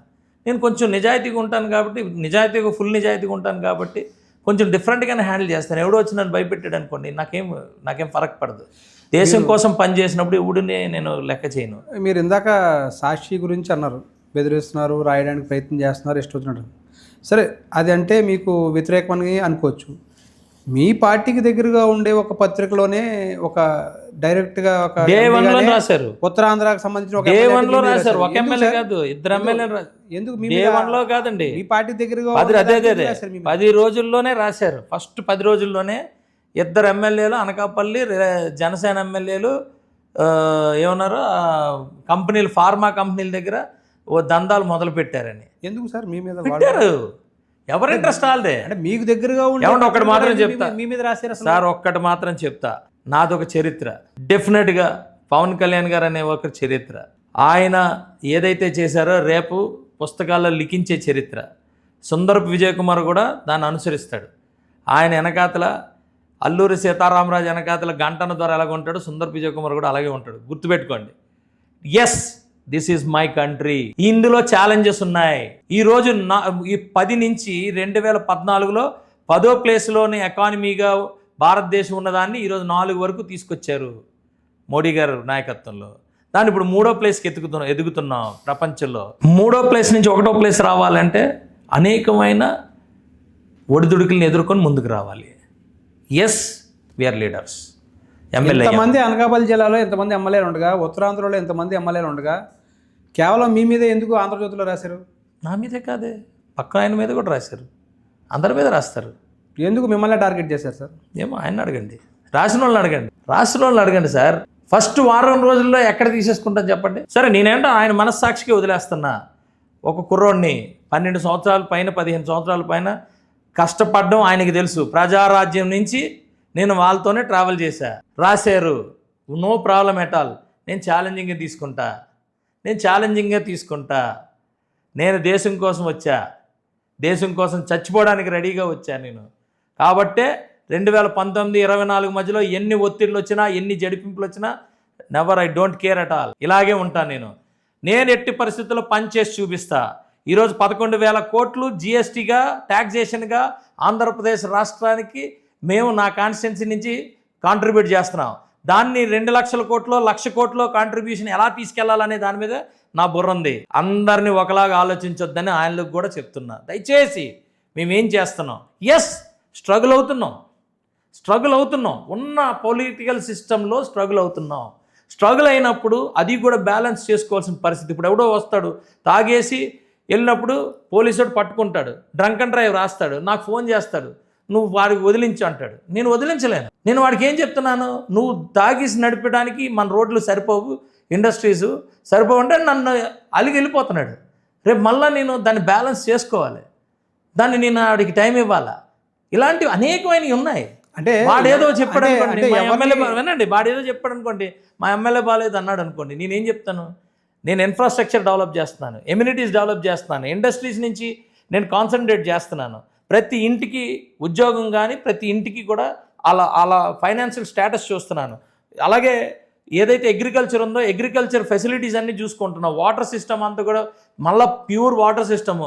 అందులో ఎవడన్నా కబ్జా చేస్తే వాడిని నా పార్టీ ఎవడైనా కూడా నేను బయటికి దోసేస్తున్నాను, రిక్వెస్ట్ చేస్తున్నాను, ఎక్స్ప్లెయిన్ చేస్తున్నాను, బయటికి దోస్తున్నాను. వాడు డెఫినెట్గా నా మీద కంప్లైంట్ చేస్తాడు, డెఫినెట్గా నన్ను వ్యతిరేకం అంటాడు. ఇవన్నీ స్ట్రగుల్స్ అండి. అంటే కేవలం మీ స్వభావమే కారణం అంటారా? వీళ్ళంతా స్వభావానే కాదు, మీరు ఎవరిని లెక్కని కాదండి, లెక్కని పట్టించుకోకపోవడం సార్, అలా పట్టించుకోకపోవడం కాదు. మనం చెప్పి చేస్తాం, చేసినప్పుడు వాళ్ళు వినలేనప్పుడు, వాళ్ళు నష్టపోతున్నప్పుడు డెఫినెట్గా ఒక ఇంటి పెద్ద ఎలా ఉంటాడు, దట్ కాదురా అని అంటాం కదా, దాన్ని వినలేని తత్వం అనడం అనేది ఎర్రే తత్వం అంటారు దాన్ని. వీళ్ళందరూ నా పిల్లలే, నాకు ఓట్లు వేసినా నాకు ఓట్లు వేయకపోయినా వాళ్ళందరూ బాధ్యత నాదే.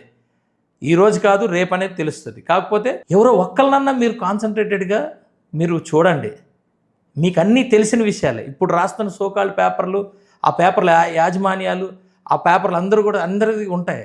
ఒక్కడినైనా మీరు దయచేసి ఒక భారతదేశం ప్రాస్పెక్టివ్లోని, భారతదేశం కోసం పనిచేసే ప్రాస్పెక్టివ్లోని చూడండి అంటున్నా అందరినీ. అదే మీకు కోపం ఎక్కువ? కోపం కాదండి, దుందుడుకు స్వభావం ఎక్కువ, దూకుడు ఎక్కువ, దురుస్థానం ఎక్కువ. ఇవన్నీ ఎందుకు సార్? అసలు మీకు ఇవన్నీ ట్యాక్స్ ఎందుకు తగిలించారు అసలు? దూకుడు లేదు, దురుసుడు ఏం లేదండి, తేలా ఇది మాట్లాడతారు. మొన్న ఈ మధ్యన వీడియో కూడా చూశాను సార్, ఎవరో ఆఫీసర్ని ఇక్కడ నేను కూడా మరి ఏదో మీరు ఉద్యోగం పీకేస్తాను కూడా, ఏది ఒక ఇక్కడ అదే కదా కాలువ దగ్గర, అది నా పని కదా, దోమలు ఏంటి పెరిగితే అది నా పని కదా, బాధ్యత అంటే మీరు తిట్టారు కూడా. అది నా పని. అంటే ఉండాల్సిన అవసరం లేదు, చెప్పొచ్చు కదా. 4-5 సంవత్సరాల నుంచి అలాగే ఉంది. సెక్రటరీ చూసుకోవాలి, సీసీ రోడ్ వేస్తే సీసీ రోడ్డు మీద ఇంత ఎత్తున కుళ్ళుకాలు బురదుంది, దాంట్లోని డెంగ్యూ దోమలు వస్తే ఒక్కడు చచ్చిపోయినా వాడిని తిట్టలేదంటే నాకు బాధ అనిపించిపోతే నాకు అవ్వదు కదా. అంటే మీరు తిట్టిన తర్వాత ఫలితం వచ్చిందా సార్? వస్తుంది. నేను అలా వదలనండి. తిట్టడం కాదు, నేను చెప్పాలి గట్టిగా. అంత నెగ్లిజెన్స్ ఉండకూడదండి. ప్రజల దగ్గర అంత నెగ్లిజెన్స్, అది నా జాబ్ అండి. ప్రజలు నాకు ఓటేశారంటే వాళ్ళని కాపాడుకోవాల్సిన బాధ్యత నాకు ఉంది. నేను చెప్పకుండా ఎవరు చెప్పకుండా ఉంటానంటే ఎలా అవుతుంది? నా దగ్గర ఈ రోజుకి కూడా చెప్తున్నాను, ప్రతి గ్రామంలో శానిటేషన్కి టాప్ ప్రయారిటీ ఇస్తానండి నేను. శానిటేషన్కి, గ్రీనరీకి, పర్యావరణానికి టాప్ ప్రయారిటీ ఇస్తాను. ఎక్కడ చూసినా కొంచెం కోపంగా మాట్లాడడం కానీ, అగ్రెసివ్గా మాట్లాడడం, ఇవన్నీ మీ స్వభావానికి, అంటే మీరు అది రెగ్యులర్ స్వభావం, ఆ స్వభావానికి విరుద్ధంగా మొన్న మీరు కామెడీ స్కిట్ ఎలా చేశారు సార్ ఎమ్మెల్యే సాంస్కృతిక కార్యక్రమాల్లో? ఆ రోజు అలా చేసాం. ఆ రోజు ఏదైనా అనుభవం ఉందా, లేకపోతే కామెడీ స్కిట్ అలా లేదు. ఆయన ఏదో పిలిచారు ఆ రోజు, అందరం కూడా పార్టిసిపేట్ చేద్దాం ఎమ్మెల్యేలు అందరం అని. ఆ రోజు ఎవరు లేరు నువ్వు రా అంటే వెళ్ళాం. నేను ఏదన్నా ఏ పని చేసినా 100% చేయాలనే ఉద్దేశం. మీ చేత కామెడీ స్కిట్ వేయించాలి. చాలా హ్యూమర్గా ఉంటానండి, మీకు తెలియదేమో. నా చుట్టూ చాలామంది హ్యాపీగా ఉంటారు, ఎందుకంటే అందరినీ నవ్విస్తూనే ఉంటాను. ఇప్పుడు చెప్పేటప్పుడు కొట్టినట్టు చెప్తా, నేను చెప్పాలనుకుంది కొట్టినట్టు చెప్తా. కానీ ఎక్కువ మీరు అందరికీ తెలియని విషయాలు ఏంటంటే 99.99% నేను హ్యూమర్ ఎక్కువ ఉంటుంది. చాలా కామెడీగా అందరిని నవ్వించి అందరిని హ్యాపీగా ఉంచుతా. మరి ఏంటి సార్ బయట ఏంటి మీ మీద రౌడీ ఎమ్మెల్యే అని పేరు ఉంది? ఏమీ లేదు, నాకు తెలిసి ఏం లేదు. మీరే కొత్తగా పెడుతున్నారు రౌడీ ఎమ్మెల్యే ఎందుకంటే కొంచెం గట్టిగా మాట్లాడతాను, నన్ను గట్టిగా మాట్లాడతాను. అది నన్ను ఏం చేయమంటారు? నా బ్లడ్ భగవంతుని అడగండి వెళ్ళి. నన్ను అలా పుట్టించిన భగవంతుని అడగండి. మీరు ఏమన్నా కొంచెం ఏమైనా తప్పు చేస్తే భగవంతుని. రౌడీ బట్ వన్ థింగ్ అయితే క్లియర్ అండి, నాకైతే భగవంతుడు ఒక పని ఇచ్చాడు, అది ప్రజల కోసం పని చేయమని. అందులో ఎటువంటి తేడా ఉండదు, నిజాయితీతో పనిచేస్తా అంతే. నిజాయితీగా పనిచేస్తా. ఎవరన్నా తప్పు చేశారంటే భయ్యా నువ్వు తప్పు చేసావు, తమ్ముడు నువ్వు తప్పు చేసావు అంట. కాదు నన్ను ఇన్ఫ్లుయెన్స్ చేయడానికి నన్ను గట్టిగా మాట్లాడి నేను గట్టిగా మాట్లాడతా. ముఖం మీద మాట్లాడడం వల్ల చాలా సమస్యలు వస్తాయి, ఎప్పుడైనా డెఫినెట్గా వస్తాయి, డెఫినెట్గా వస్తాయి. కానీ మా వాళ్ళందరికీ అలవాటు అయిపోయిందండి, మా వాళ్ళందరికీ అలవాటు అయిపోయింది, నా పార్టీలకు అలవాటు అయిపోయింది, నా కాన్షియన్స్ వాళ్ళందరికీ అలవాటు అయిపోయింది, మీలాంటి అంత జర్నలిస్టులకు అలవాటు అయిపోయింది. నేను నమ్మేది ఏంటంటే లీడర్ ఎప్పుడు కూడా ఐరన్ హ్యాండ్తో కైండ్ హార్ట్తో ఉండాలి. అవి రెండు నా దగ్గర ఉన్నాయని నేను అనుకుంటా. సార్ ఇంకోటి, ఇటీవల సుగాలి ప్రీతి కేసు విషయంలో మీరు మాట్లాడారు కొన్ని. ఆమె తల్లి ఆమెమో ఆవేదనతో చేసిన వ్యాఖ్యలు మీరు తప్పు పట్టడమే కాకుండా ఆవిడ రాజకీయ కోణంలో చేస్తుంది అంటూ మాట్లాడారు. అది ఎంతవరకు సబబు సార్? అసలు మేమేం మాట్లాడలేదండి. ఎప్పుడు మొన్న మాట్లాడింది ఏం మాట్లాడామంటే, సుగాలి ప్రీతి ఇష్యూ అనేది బయటికి రావడానికి కారణం మా పవన్ కళ్యాణ్ గారు. సుగాలి ప్రీతికి జగన్మోహన్ రెడ్డి ఉన్నప్పుడు, వైఎస్ఆర్సీపీ ఉన్నప్పుడే కొన్ని వచ్చాయన్నా కూడా మనం పెట్టిన ప్రెషర్ వల్ల, మనం తీసుకున్న టాపిక్, మనం పెట్టిన ప్రెషర్, విపరీతమైన ప్రెషర్ పెట్టాం వాళ్ళ మీద. దానికి న్యాయం జరిగింది ఆ విషయం మీద.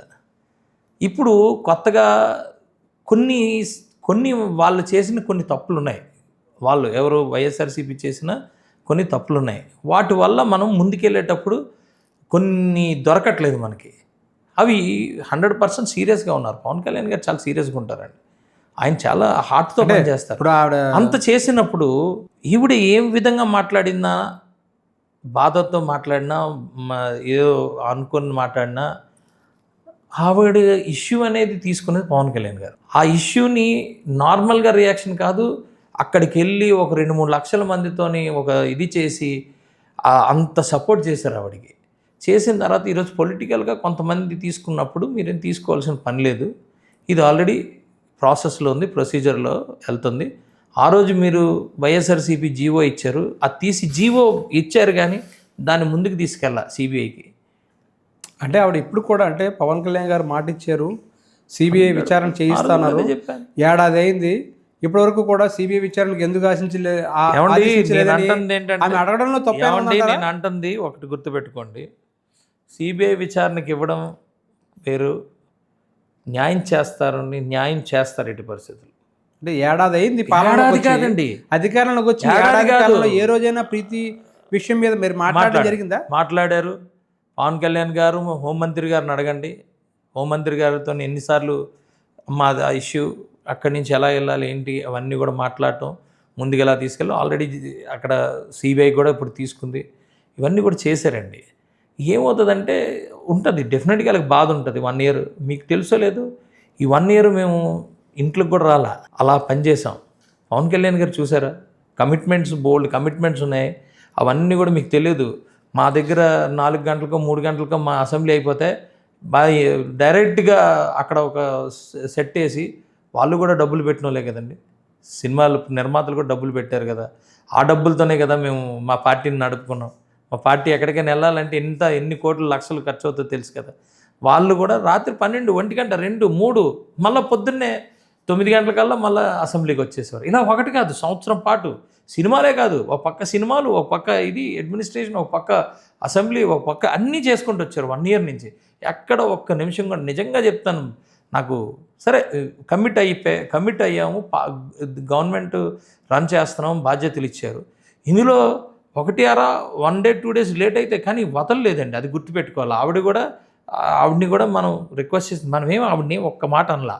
ఓన్లీ ఏంటంటే రాజకీయంగా కావాలని కొంతమంది ఉసుగొలిపే వాళ్ళు మాత్రమే మాట్లాడాం, అసలు అవసరమే లేదు. సుగాలి ప్రీతి కేసు అనేది మేము తీసుకున్న కేసు, డెఫినెట్గా న్యాయం జరుగుతుందండి, అందులో డౌటే లేదు.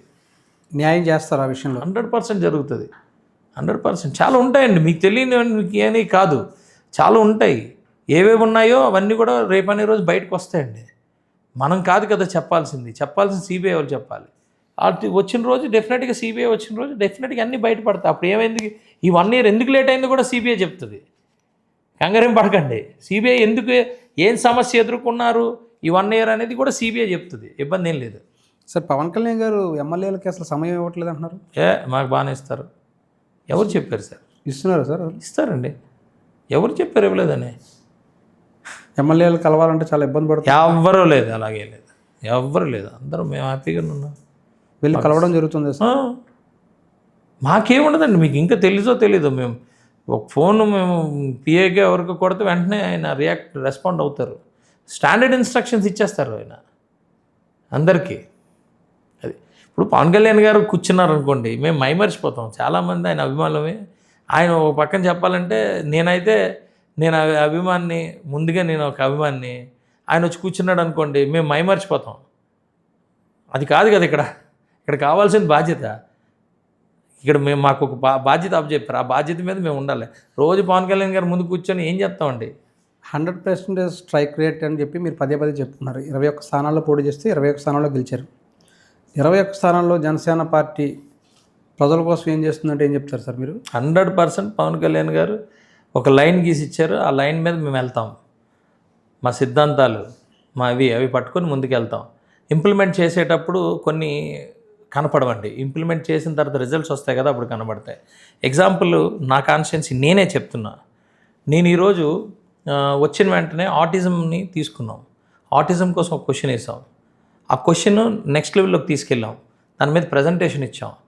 డిపార్ట్మెంటు ఎడ్యుకేషన్ మినిస్ట్రీ ఏదైతే మినిస్ట్రీ ఉందో లోకేష్ గారు దాన్ని ఐడెంటిఫై చేశారు. అక్కడి నుంచి మేము లోకేష్ గారి ద్వారా సెంట్రల్ గవర్నమెంట్కి మేము పెట్టుకున్నాం.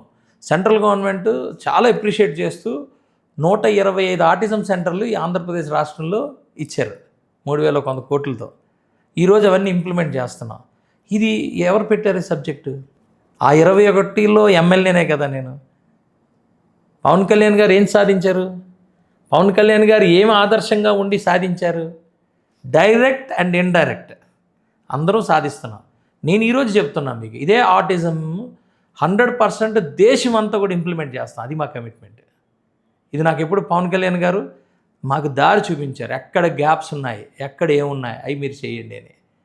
అర్థమైందండి? 100% ప్రతి రూపాయికి మేము కస్టోడియన్స్.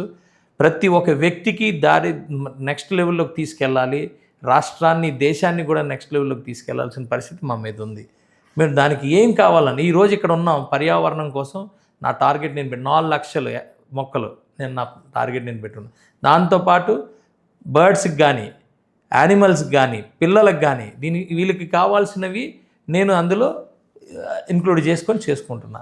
ఇవన్నీ పవన్ కళ్యాణ్ గారు ఒక పర్యావరణ పరిరక్షణ అని వదిలేశారు అంతే.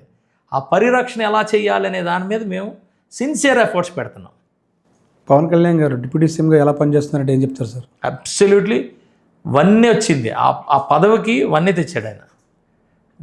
నార్మల్గా పవన్ కళ్యాణ్ గారి మీద నాకు చాలా ఇది ఉంటుందండి. నేను ఆయన ఒక ఎలా అంటే కారణజన్ముడు. నేను ఆయన పార్టీలో ఉన్నాను కాబట్టి ఏదో ఒకటి మాట్లాడితే అది ఏదో పులిహార అవుద్ది, పులిహార అనుకుంటారు. వదిలేయండి. ఎప్పుడు కూడా మనకి అబ్దుల్ కలాం గారు ఉండేవారు. అబ్దుల్ కలాం గారు మనతో పాటు ఉన్నప్పుడు మీకు తెలుసు కదా, అమెరికా వెళ్ళేటప్పుడు ఆయన మొత్తం డ్రెస్ ఇప్పించి చెక్ చేశారు. ఆయన చనిపోయిన తర్వాత వాళ్ళ ఫ్లాగ్ హాఫ్కి కిందకి దించారు. ఈయన కూడా అలాంటి ఒక వ్యక్తే, అంతకన్నా మంచి అంటే అంత వ్యక్తే. ఆయన ఇంకా ఎక్కువగా నలుగుతున్నాడు. ఆయన ఇంకా ఎక్కువ ఉలి దెబ్బలకి తట్టుకుంటున్నాడు. ఇంకా లోపలికి వెళ్తున్నాడు. ఇంకా గట్టిగా పనిచేస్తున్నాడు. డెఫినెట్గా ఆయనతో మేము ఉండడం మా పూర్వజన్మ సుకృతం. ఈరోజు రాజకీయ దీంట్లోని ఆయన కూడా స్ట్రగుల్ అవుతున్నాడు, మేము కూడా స్ట్రగుల్ అవుతున్నాం. అందుకని ఆయన చూసే మేము పట్టించుకోం ఏమీ. మేమేం చేయాలనుకుంటున్నామో చేస్తున్నాం. ఆ చేసేటప్పుడు డెఫినెట్గా కొంతమంది రాళ్ళు ఇసురుతారు. ఏమీ చేయకుండా ఇంట్లో కూర్చున్నాడు బాగానే ఉంటాడు. ఏమి చేయకుండా ఏదో ఒకటి చేసినట్టు మీద రాళ్ళు ఇసిరినప్పుడు అది పెద్దగా మాకు. పవన్ కళ్యాణ్ గారితో పనిచేస్తున్నారు, ఇప్పుడు ఆయన దగ్గరగా చూస్తారు. మీరు చంద్రబాబు నాయుడు గారితో కూడా పనిచేసిన. అబ్సల్యూట్లీ. అందుకే ఇద్దరి గురించి ఏం చెప్తారు సార్? చంద్రబాబు నాయుడు గారు ఆయన ఒక విజనరీ, ఆయన ఒక పొలిటికల్ సీఓ. ఏంటంటే ఇప్పుడున్న పొలిటికల్ పరిస్థితుల్ని ఎక్కడ కూడా అన్నిటిని క్యాప్చర్ చేసుకుంటూ ముందుకెళ్తారు. ఆయన దగ్గర నేను చాలా నేర్చుకున్నాను. నేను కూడా ఒక మాట అయితే నేను ఎప్పుడు చంద్రబాబు నాయుడు గారి దగ్గర నేర్చుకున్నాను. ఎప్పుడు కూడా క్రైసిస్ని అడ్వాంటేజ్ ఉంటుంది, క్రైసిస్ని అడ్వాంటేజ్ తీసుకోమని చెప్తున్నాను. అది చాలా ఉపయోగపడింది, చాలా ఉపయోగపడింది. అందులో అడ్వాంటేజ్ వస్తుందో ఆ అడ్వాంటేజ్ని తీసుకోండి క్రైసిస్ని. అది ఇదేంది. బట్ ఆయన ఏంటంటే ఈజ్ ఫ్రమ్ ద చైల్డ్హుడ్ నాకు తెలిసినంత వరకు బార్న్ ఫర్ పాలిటిక్స్, అంతే. ఆ పాలిటిక్స్ని వీటిని అన్నిటిని చూసుకుంటూ ఆయన మనకి చాలా చేశాడు. ఆయన చేశారు కాబట్టే కదా ఈ రాష్ట్రం కోసం ఆయనకి మేము సపోర్ట్ చేసాం. పవన్ కళ్యాణ్ గారు లాంటి వ్యక్తి సపోర్ట్ చేశారు. పవన్ కళ్యాణ్ గురించి చెప్తారు సార్. పవన్ కళ్యాణ్ అంటే ఆయన దేశం కోసం పుట్టాడు, మానవాళి కోసం పుట్టాడండి. ఆయన వాస్తవానికి ఆయన ఒక ఇంట్రోవర్ట్. ఆయన అయితే బయటికి రాకూడదు, కానీ రావాల్సిన పరిస్థితి వచ్చింది. పవన్ కళ్యాణ్ అనేవాడు నిజాయితీగా ఉంటాడు. అవసరమైతే పట్టించుకోకుండా పక్కకి వెళ్ళి ఆయన పని ఆయన చేసుకుంటాడు. అర్థమైందండి. ఎట్టి పరిస్థితుల్లో పవన్ కళ్యాణ్ ఏదైతే ఆయన చెప్పాడో ఆయన చేస్తాడు.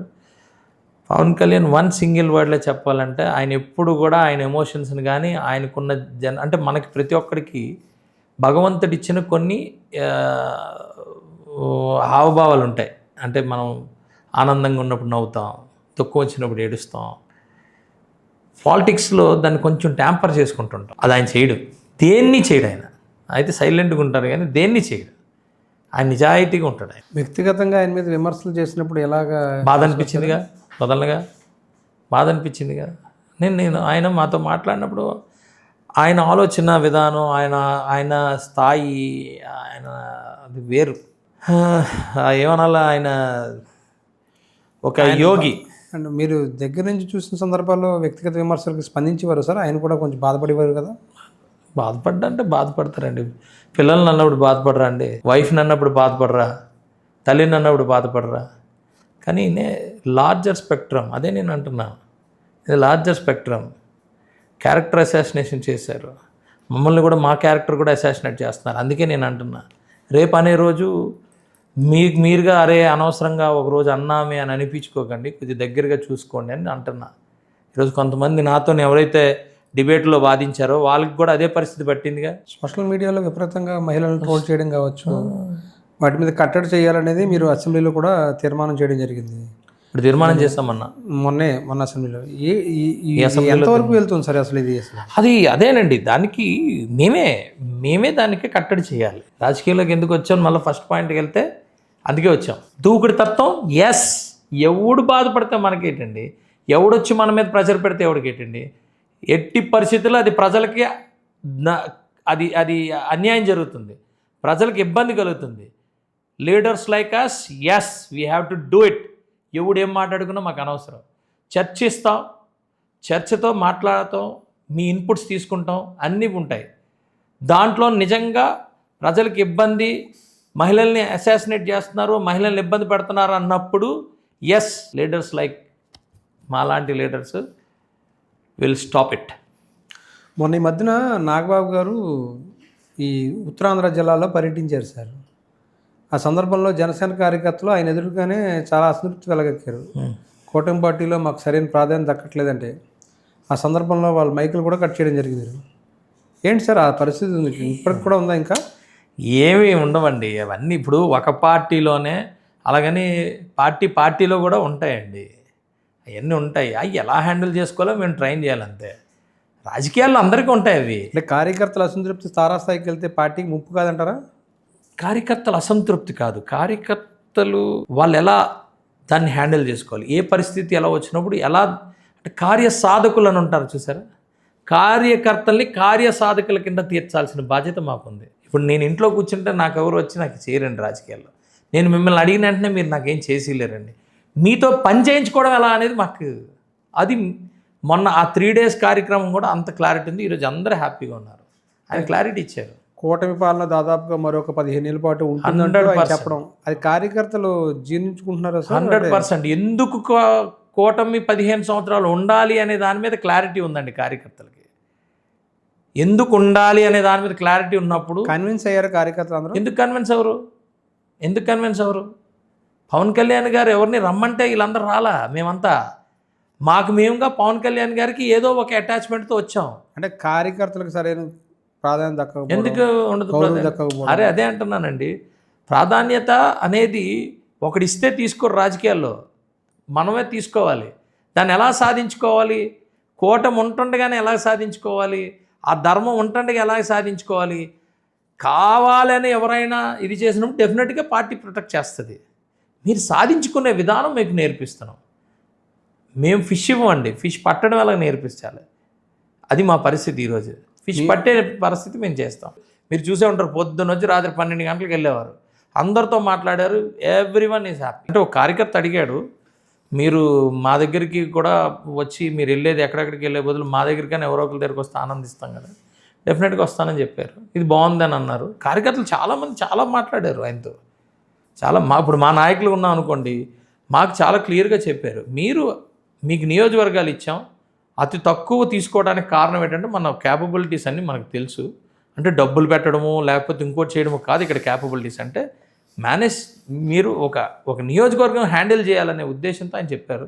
సో చాలా క్లారిటీగా 15 సంవత్సరాలు మనం దేశం కోసం, రాష్ట్రం కోసం మనం కలిసి వెళ్తున్నాం, అందులో ఎటువంటి తేడా లేదు. బట్ మీరు మాత్రం హ్యాండిల్ చేసుకునే విధానం నేర్చుకోండి అని చెప్పడం మేము చేసుకోవాలి. ఎన్నికల ముందు పవన్ కళ్యాణ్ గారు ముఖ్యమంత్రి అయితే చాలా బాగుంటుందంటూ మీరు చాలాసార్లు ప్రచారంలో చెప్పడం జరిగింది. బాగుంటుంది. పవన్ కళ్యాణ్ గారు ముఖ్యమంత్రి అయ్యే అవకాశం ఉంటుంది. ఎప్పుడు ఉండొచ్చు అంటారు? ఎప్పుడైనా జరగచ్చు. మీ కార్యకర్తల ఆశ నెరవేరుతుంది ఎప్పటికైనా? 100% అండి. పవన్ కళ్యాణ్ గారు ముఖ్యమంత్రి అవరని ఎక్కడని చెప్పారా? అవుతారని ఎక్కడని చెప్పారా? ఇది జర్నీ అండి. ఒక్కొక్కరికి ఒక బాధ్యత. ఈరోజు ఉప ముఖ్యమంత్రి బాధ్యత ఆయన దగ్గర ఉంది. ఉప ముఖ్యమంత్రి ఈజ్ ఆల్మోస్ట్ ముఖ్యమంత్రి స్థాయి కదా. కీలకమైన శాఖలు ఉన్నాయి ఆయన దగ్గర. రెస్పెక్ట్ ఇస్తున్నారు. ఆయన చెప్పిన ఇప్పుడు మనం ఇన్సూరెన్స్ ఉంది, మాకు 4 సంవత్సరాల క్రితం నుంచి చెప్తున్నాడు ఆయన, to everyone insurance. This very beautiful scheme. ఎక్కడ మేమేమి అనౌన్స్ చేయలేదే, సూపర్ 6లో ఎక్కడ అనౌన్స్ చేయలేదే. బ్యూటిఫుల్ స్కీమ్, మామూలు స్కీమ్ కాదు. అందరికీ ఇర్రెస్పెక్టివ్ ఆఫ్ మనీ, వాళ్ళ స్టేచర్, అందరికీ కూడా up to 25 lakhs insurance, health insurance. అది ఎలాంటి స్కీమ్ అంటే అది మనకి ఒక పొలిటికల్ ఏదైనా ఒక గవర్నమెంట్ ఏం చేయాలంటే, గవర్నమెంట్ ఎప్పుడు కూడా ఎడ్యుకేషన్, హెల్త్ ఇవి ఫ్రీగా ఇవ్వాలి. సో హెల్త్ మీద ఈరోజు మేము ఫ్రీగా ఇచ్చినట్టే కదా. ఆరోగ్యశ్రీ నిర్వీర్యం చేసి ఇన్సూరెన్స్ ఇవ్వడం వల్ల ఉపయోగం ఉంటుంది. ఆరోగ్యశ్రీ నిర్వీర్యం చేస్తానని ఏమనలేదే, ఎక్కడ అనలేదు.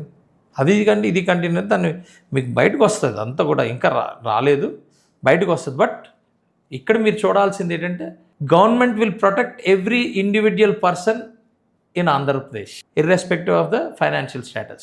అర్థమైంది కదండి మీకు. సరే, ఇప్పుడు ఇంకోటి, ఇప్పుడు మీరందరూ కూడా 15 సంవత్సరాల పాటు కూటమి పాలన ఉంటుందని చెప్పడం జరుగుతుంది. అంటే దాదాపుగా మీరు అందరూ త్యాగాలకు సిద్ధంగా ఉన్నట్టేనా? త్యాగాలకు సిద్ధంగా ఉండాలనేది మీ పవన్ కళ్యాణ్ గారు చెప్తున్నారు. ఈ నేపథ్యంలో త్యాగాలకు అందరూ సిద్ధంగా ఉంటున్నట్టేనా? దేనికి త్యాగాలండి? పదవి రావచ్చు, జర్నీ అండి ఇది. ఏం గ్యారంటీ ఉంటుందండి? ఎవ్రీ 5 yearsకి ఏం గ్యారంటీ ఉంటుంది పదవులకి? అంటే జర్నీ వదిలేస్తామా? ఎవరైనా సరే రాజకీయాలకు వస్తే జర్నీ వదిలి ఒకటి గుర్తుపెట్టుకోండి, ఇది జర్నీ. హౌ యూ ప్లే అనేది ఇంపార్టెంట్. ఇక్కడ ఎథికల్గా ప్లే చేసావా, అనెథికల్గా ప్లే చేసావా, what is important to you? నీకు పదవి ఇంపార్టెంటా, జర్నీ ఇంపార్టెంటా? జర్నీకి ప్రిపేర్ అయ్యి రమ్మన్నారు, జర్నీకి ప్రిపేర్ అయ్యి వచ్చాం. పదవులు రావచ్చు, రాకపోవచ్చు. అరే పదవులు రావాలని ఎక్కడుందండి, రాకూడదని ఎక్కడుందండి? ఇట్స్ ఎ జర్నీ అండి. మీరు ఏం మాట్లాడుతూ, ఇప్పుడు నేను ఉద్ధరించాలనుకున్న ఒక నియోజకవర్గాన్ని ఉద్ధరించాలంటే నేను ఎమ్మెల్యేని అవ్వాలి. ఎమ్మెల్యేని అవ్వాలంటే నా వ్యూహాలు నాకు ఉండాలి. ఈ జర్నీలో it is important for me. So నేను దానికి అనుగుణంగా నేను చేశా. అది ఎథికల్గా చేశాను, ఎథికల్గా కాదా అనే దాని మీద నా క్యారెక్టర్ ఆధారపడి ఉంటుంది. అర్థమైందండి? దూకుడిగా చేసినప్పుడు డెఫినెట్గా కొంత ఇప్పుడు ఏమవుతుందంటే, కొన్ని నేను పట్టించుకోకుండా నేను టైం సేవ్ చేసుకుంటూ ఇమీడియట్ ఇంప్లిమెంటేషన్లోకి వెళ్ళినప్పుడు కొంత రప్చర్ ఏర్పడుతుంది. ఆ రప్చరే ఇప్పుడు నా మీద అపవాదాలు. ఇంకొకటి అనుకోండి, టైం తీసుకుంటాడు, ఎవరికి తెలియకుండా నేను ఇంప్లిమెంట్ చేయాలి చాలా స్మూత్గా. ఈ దేశం ఒకటో ప్లేస్ టాప్లోకి వెళ్ళాలని నమ్మే వ్యక్తిని. సో టైం ఎక్కడుంది? We're running out of time.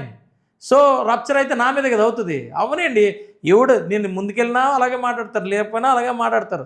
This is my journey. సరే, మీరు గత 5 ఏళ్ళ వైఎస్ఆర్సీపీ పాలన విధ్వంసాన్ని మీరు అందరూ కూడా విమర్శిస్తున్నారు. అంటే ఇవి తెలుగుదేశం పార్టీ కావచ్చు, జనసేన కావచ్చు, బీజేపీ కావచ్చు. ఈ ఏడాదిలోనే దాదాపుగా 1,80,000 కోట్ల అప్పులు చేసేసి అప్పుల రాష్ట్రాన్ని మార్చేశారు. రెడ్ బుక్ రాజ్యాంగాన్ని నడిపిస్తున్నారు, అక్రమ కేసులు బనాయిస్తున్నారు అనేది వైఎస్ఆర్సీపీ విమర్శిస్తుంది. మీరేం చెప్తారు సమాధానం? వైఎస్ఆర్సీపీ అన్నీ విమర్శిస్తుంది. ఎగ్జాంపుల్, వైఎస్ఆర్సీపీ విమర్శలకి వాళ్ళకి అసలు బేసే ఉండదు అనడానికి ఒక రీజన్ చెప్తానండి. సిలిండర్స్ 3 సిలిండర్స్కి 1 సిలిండర్ ఇచ్చారు, 2 సిలిండర్ ఇవ్వలేదు, 2 సిలిండర్ ఇవ్వలేదు అన్నారు.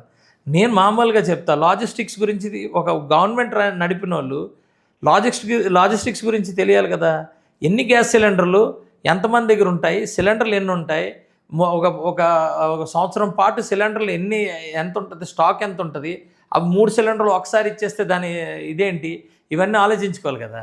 4 నెలలకు ఒకసారి సిలిండర్ ఇస్తారు, దాన్ని ఏమన్నారు, 3 సిలిండర్లు ఇవ్వకుండా 1 సిలిండర్ ఇచ్చారు, 1 సిలిండర్ ఇచ్చారని మాట్లాడి ఇది చేశారు. అది నిజంగా వైఎస్ఆర్సీపీ మాట్లాడిన దానికి అర్థం ఉందా అండి? పెన్షన్లు తగ్గించడం మీద ఏమంటారు సార్? పెన్షన్లు ఎక్కడ తగ్గించారు? దాదాపుగా 1,00,000 పైగా పెన్షన్ల కోత అనేది అర్హత ఉన్న ఏమవుతానన్ని అబద్ధాలండి. అర్హత లేని వాళ్ళ పెన్షన్లు ఎప్పుడైనా కట్ చేస్తాం, అందులో డౌట్ లేదు. అర్హత ఉన్న వాళ్ళకి డెఫినెట్గా ఇస్తాం. ఎన్ని కొత్త పెన్షన్లు ఇచ్చాం? మేము 100% ఎవరైతే ఎలిజిబుల్ ఉన్నారో వాళ్ళకి ఇస్తాం, ఇర్రెస్పెక్టివ్ ఆఫ్ ద పార్టీ. వాళ్ళు అలా చేయలేదు, కావాలని తీసి పడేశారు. మన పార్టీ కాదంటే తీసేశారు అంతే. మన పార్టీ అంటే వాడికి ఏది ఉన్నా లేకపోయినా పెట్టేశారు. అక్కడక్కడ చిన్న చిన్న ఇష్యూస్ జరిగినాయి కొంత, ఆ ఇష్యూస్ లేని వాళ్ళకి కూడా, అర్హత లేని వాళ్ళకి కూడా ఇచ్చారు. ఇవన్నీ కంట్రోల్ చేసుకోవాలండి. ప్రతి రూపాయి ప్రజలదండి, ఇది ప్రతి రూపాయి ప్రజలది. ప్రజలకి రూపాయి ఎక్కడో తప్పు జరుగుతున్నప్పుడు ఎవడో మన మీద మాట్లాడతాడు, అర్థం లేని మాటలు మాట్లాడతాడు, రాజకీయంగా మన మీద బురద జల్లుతారు అనుకొని అవి చేయకుండా ఉండే మనస్తత్వం అయితే మాది కాదు, బాబు గారిది కాదు, పవన్ కళ్యాణ్ గారిది కాదు. బట్ ఒక్కటైతే నిజం, మీరు అంటున్నన్ని ఎక్కడ తీసిలేదు, ఎక్కడ అరాకొర ఎక్కడో తీస్తే ఆ తప్పు ఎక్కడ ఉన్నాయి, అవి జరుగుతున్నాయి. ఎక్కడైతే పొరపాట్లు జరిగాయి, ఎక్కడైతే తప్పులు జరిగి అనర్హులకి ఇచ్చారో అక్కడ జరుగుతున్నాయి. ఎక్కడన్నా ఇప్పుడు ఒకవేళ అర్హత ఉన్న వాళ్ళకి ఎక్కడన్నా బై మిస్టేక్ తీశారనుకోండి, మా దగ్గరకు వస్తున్నారు కదా, ఎమ్మెల్యేల దగ్గరకు వస్తున్నారు, మేము మళ్ళీ అంతా కూడా చెక్ చేసుకుంటున్నాం. ఎక్కడ ఎవరికి అన్యాయం జరగదండి. స్టీల్ ప్లాంట్ విషయంలో వైఎస్ఆర్సీపీ ప్రైవేటీకరణ చేయడం కోసం, స్వార్థం కోసం వాళ్ళు మద్దతు ఇచ్చారనేది మీరందరూ కూడా ఎన్నికల ముందు విమర్శించిన మాట. మరి ఇప్పుడేంటి సార్, స్టీల్ ప్లాంట్ ప్రైవేటీకరణ దిశగా అడుగులు వేస్తుంటే మాట్లాడట్లేదు? ఎవరు వేశారు? 14,000 కోట్లు అసలు రుణం ఇచ్చాం చెప్తున్నారు తప్పితే, అరే మేమే కదా కేంద్రం సాయం చేసింది, సాయం చేసిందండి. వినండి, సాయం చేసింది. ఈరోజు అవ్వలేదు కదా స్టీల్ ప్లాంట్. ఎందుకు అవ్వలేదు? అది మా వల్ల. ఆ రోజు వాళ్ళకి మాకు ఉన్న డిఫరెన్స్ చెప్తానండి. ఆ రోజు జగన్మోహన్ రెడ్డి అందరికీ కూడా పిలిచి, ఇక్కడున్న 7,000 ఎకరాలు ఏదైతే ల్యాండ్ ఉందో ఆ ల్యాండ్ మనం రియల్ ఎస్టేట్ పెట్టి మీకు కూడా ల్యాండ్ ఇచ్చేస్తాం, మీరు ఒప్పుకోండి అని చెప్పాడు. చెప్పాము మేము ఎవరన్నా? కనీసం స్టీల్ ప్లాంట్లోకి వెళ్ళి ఇలాగ ఇదవుతుందని కూడా ఎక్కడైనా చెప్పామా? స్టీల్ ప్లాంట్ అవ్వదు, అంతే, అది అవ్వదు. స్టీల్ ప్లాంట్ ప్రైవేటీకరణ జరగదు. కొన్ని విభాగాలని ప్రైవేటీకరణ చేయడం సార్ అవి ఎప్పుడు ఏమండి, మీకు ఒకటి చెప్తాను చూడండి, ఎప్పుడు జరిగేవే ఉంటాయండి. ఒక క్యాంటీన్ ఉందనుకోండి, ప్రైవేట్కి ఇచ్చామనుకోండి, అది ప్రైవేటీకరణ ఎలాగవుద్ది? ఒక ఆపరేషన్ ఉంటుంది, అవుట్ సోర్సింగ్ ఇస్తారు. ఎందుకు ఇవ్వలేదు? ఎన్ని గవర్నమెంట్ వాటిలో అవుట్ సోర్సింగ్ ఇవ్వలేదు ఎంప్లాయీస్కి? కీలకమైన విభాగాలను అప్పగిస్తున్నారు. కీలకమైన సార్ అదంతా కూడా అడ్మినిస్ట్రేషన్కి సంబంధించింది. ఇక్కడ స్టీల్ ప్లాంట్ అనేది అందరికీ ఆత్మగౌరవానికి సంబంధించింది, తెలుగువాడి ఆత్మగౌరవానికి. మేము ఆల్రెడీ చాలా క్లారిటీతో మేము చెప్పడం జరిగింది. మీరు ఇన్ని మాట్లాడుతున్నారు, ఇక్కడ మాకు ఎన్టీపీసీ ఉంది, ఆ ఎన్టీపీసీ ల్యాండ్ మళ్ళా అమ్మేసుకుంటామని చెప్పి తీసేసుకుంటే, ఎన్టీపీసీ ఆ రోజు ఏం చెప్పింది, మీరు మాకు డబ్బులు కట్టండి. కాదు మేము తీసేసుకొని అమ్మేసి అప్పుడు మీకు డబ్బులు ఇస్తాం అన్నారు జగన్మోహన్ రెడ్డి గవర్నమెంట్. వాళ్ళు ఏమన్నారు, మీరు డబ్బులు కట్టేసి తీసేసుకోండి అన్నారు. ఆ రోజు అలాగ ఆగిపోయింది. ఈరోజు అక్కడ ఎంత పెద్ద ప్రాజెక్ట్ వచ్చింది. రేపు యూరియా మనం ఇచ్చేస్తాం, యూరియా కూడా అక్కడి నుంచి వస్తుంది. చాలా, అది ఎంత పెద్ద ప్లాంటో తెలుసండి. ఫస్ట్ టైం ఇండియాలోనే అంత పెద్ద ప్లాంట్, 185,000 కోట్లు ఇన్వెస్ట్మెంట్. ఇవన్నీ ఆ రోజు ప్రైవేటీకరణ చేసుకుంటూ పోవడానికే. అనకాపల్లి జిల్లాలో ప్రైవేట్ స్టీల్ ప్లాంట్ తీసుకురావడం అనేది అక్కడ విశాఖ స్టీల్ ప్లాంట్ని మూతవేయడం కోసమే తీసుకొస్తున్నారు అనేది. చాలా స్టీల్ ప్లాంట్లు ఉన్నాయండి ఇప్పుడు అనకాపల్లి, చాలా స్టీల్ ప్లాంట్లు ఉన్నాయి. ఒక అనకాపల్లే కాదు, చాలా స్టీల్ ప్లాంట్లు ఉన్నాయి. పక్కనే జార్జిగూడలో పెద్ద స్టీల్ ప్లాంట్లు ఉన్నాయి, పక్కనే జగదల్పూర్లో స్టీల్ ప్లాంట్లు ఉన్నాయి. ఎందుకంటే స్టీల్ ఇండస్ట్రీలో మా సివిల్ కన్స్ట్రక్షన్ అంతా స్టీల్లోనే చేసాం. దాని గురించి మాకు అవగాహన ఉంది, చాలా క్లారిటీగా ఉంది. మీకు ఇంకోటి కూడా చెప్తాను, నేను వైజాగ్ స్టీల్కి ఉండాల్సిన పేరు, వైజాగ్ స్టీల్కి ఉన్న కస్టమర్లు వాళ్ళు సపరేట్ అండి. అనకాపల్లిలో కాదు కదా, వైజాగ్ స్టీల్ పక్కనే ఇంకో స్టీల్ ప్లాంట్ పెట్టినా అప్పుడు వెళ్ళదు అక్కడికి. ఎస్ఎల్ఆర్ మిట్టల్ సంబంధించింది అదేనండి, మిత్తల్ సంబంధించిందే. మన స్టీల్ మనం ప్రొడ్యూస్ చేయాలండి. మనం ఓర్ అమ్ముకుంటాం ఏంటి బయటికి? ఓర్ అమ్ముకోం కదా. మన స్టీల్ ప్రొడ్యూస్ చేయాలంటే మనకి 20 మిలియన్ టన్స్ సింగిల్ ప్లాంట్స్ ఎన్ని రావాలి? మేము జిందాల్ బళ్ళారిలో పనిచేసి వచ్చాము. డే 1 నుంచి మేము అక్కడ ఉన్నాం. అనేకమైన ప్లాంట్స్ మేము కట్టాం. కొన్ని స్ట్రక్చర్స్ అయితే మేమే కడతాం. మేము అందులో ప్రొఫెషనల్స్మే. ఆ స్ట్రక్చర్స్ ఏంటి పరిస్థితి, అప్గ్రేడేషన్ ఏంటి, స్టీల్ పరిస్థితి ఏంటి, రేపు మనకి జనరేట్ అవ్వాలి కదా, మేక్ ఇన్ ఇండియా కదా. మరి మీరు ఇంత క్లారిటీగా చెప్తున్నప్పుడు ఎందుకు సార్ కార్మికులు ఇంకా ఆందోళన చేస్తున్నట్టు? అసలు కార్మికుల ఆందోళన ఇవి అన్నీ సపరేట్గా ఉంటాయండి. ఇప్పుడు ఏంటవుతుందంటే మనం ఎన్ని చెప్పినా ఏది చేసినా ఎవరికి ఉండాల్సిన భయం వాళ్ళకి ఉంటుందండి. చాలామంది ఇప్పటికే పార్ట్ టైమ్గా పనిచేసే వాళ్ళందరినీ కూడా తొలగించడానికి దాదాపు వాలంటీర్ రిటైర్మెంట్ అనేది ఎప్పుడు ఉంటుందండి. 5,000 మందిని పైగా వాలంటీర్ రిటైర్మెంట్ ఎప్పుడు ఉంటుందండి. ఇప్పుడు మీరు అలా మాట్లాడితే ఇప్పుడు కాదండి, జేఎస్డబ్ల్యూ ఉందా, బళ్ళారి జేఎస్డబ్ల్యూ ఉంది. ఇప్పుడు అది 20 మిలియన్ టన్ దగ్గర. ఇది 7 మిలియన్ టన్ అండి. అక్కడ ఎంతమంది ఎంప్లాయీస్, ఇక్కడ ఎంతమంది ఎంప్లాయీస్, ఇవన్నీ మనం మాట్లాడుకుంటూ పోతే బిజినెస్ అర్థమైందండి. మీరు స్టీల్ ప్లాంట్ ఒక పొలిటికల్ యాంగిల్లో చూడకండి. ఓ స్టీల్ ప్లాంట్ వచ్చేసింది, వచ్చిన తర్వాత అది బిజినెస్ యాంగిల్గా చూడాలి. అంతేనా కదండి. క్యాప్టివ్ మైన్స్ ఎందుకు ఇవ్వాలి, 100% ఇవ్వాలి. క్యాప్టివ్ ఎందుకు తెప్పించలేకపోతే ఇవ్వాలండి. దాని గురించి మాట్లాడండి. ఎందుకు దాని గురించి మాట్లాడండి ఎమ్మెల్యేలు అందరూ కూడా సార్, దాని గురించి మాట్లాడాలా. దాని గురించి నేను కూడా సంబంధించిన రాష్ట్రానికి సంబంధించిన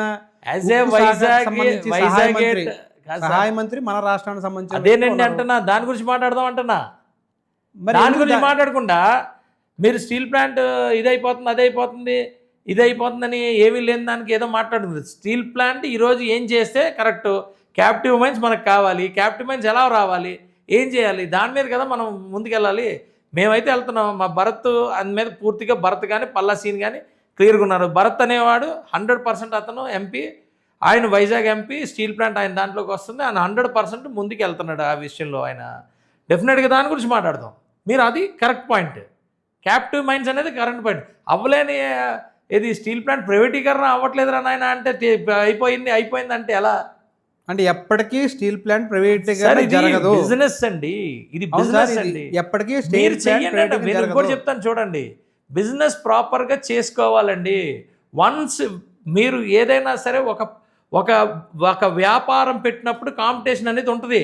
మీరు ఇందాకనే చెప్పారు సార్, సెంటిమెంట్తో ముడిపడిన విషయం ఇది స్టీల్ ప్లాంట్ అనేది. ఎందుకంటే ఆ సందర్భంలో స్టీల్ ప్లాంట్ ఆంధ్రుల హక్కు అంటూ చాలా మంది ప్రాణాలు త్యాగాలు చేశారు. అదేనండి. ఈ సందర్భంలో ఈ సెంటిమెంట్ కి సంబంధించిన విషయంలో స్పష్టంగా చెప్పగలుగుతారు మీరు అందరూ? ఏది ప్రైవేటీకరణ ఎప్పటికీ జరగదు అని అదే సెంటిమెంట్ తో అక్కడికి వెళ్ళాం కదా. పవన్ కళ్యాణ్ గారు 3rd డే వెళ్ళారు కదా. ఆ సెంటిమెంట్, ఇది మా సెంటిమెంట్ అండి, మీరు ప్రైవేటీకరణ చేయడానికి కుదరదని చెప్పారు కదా.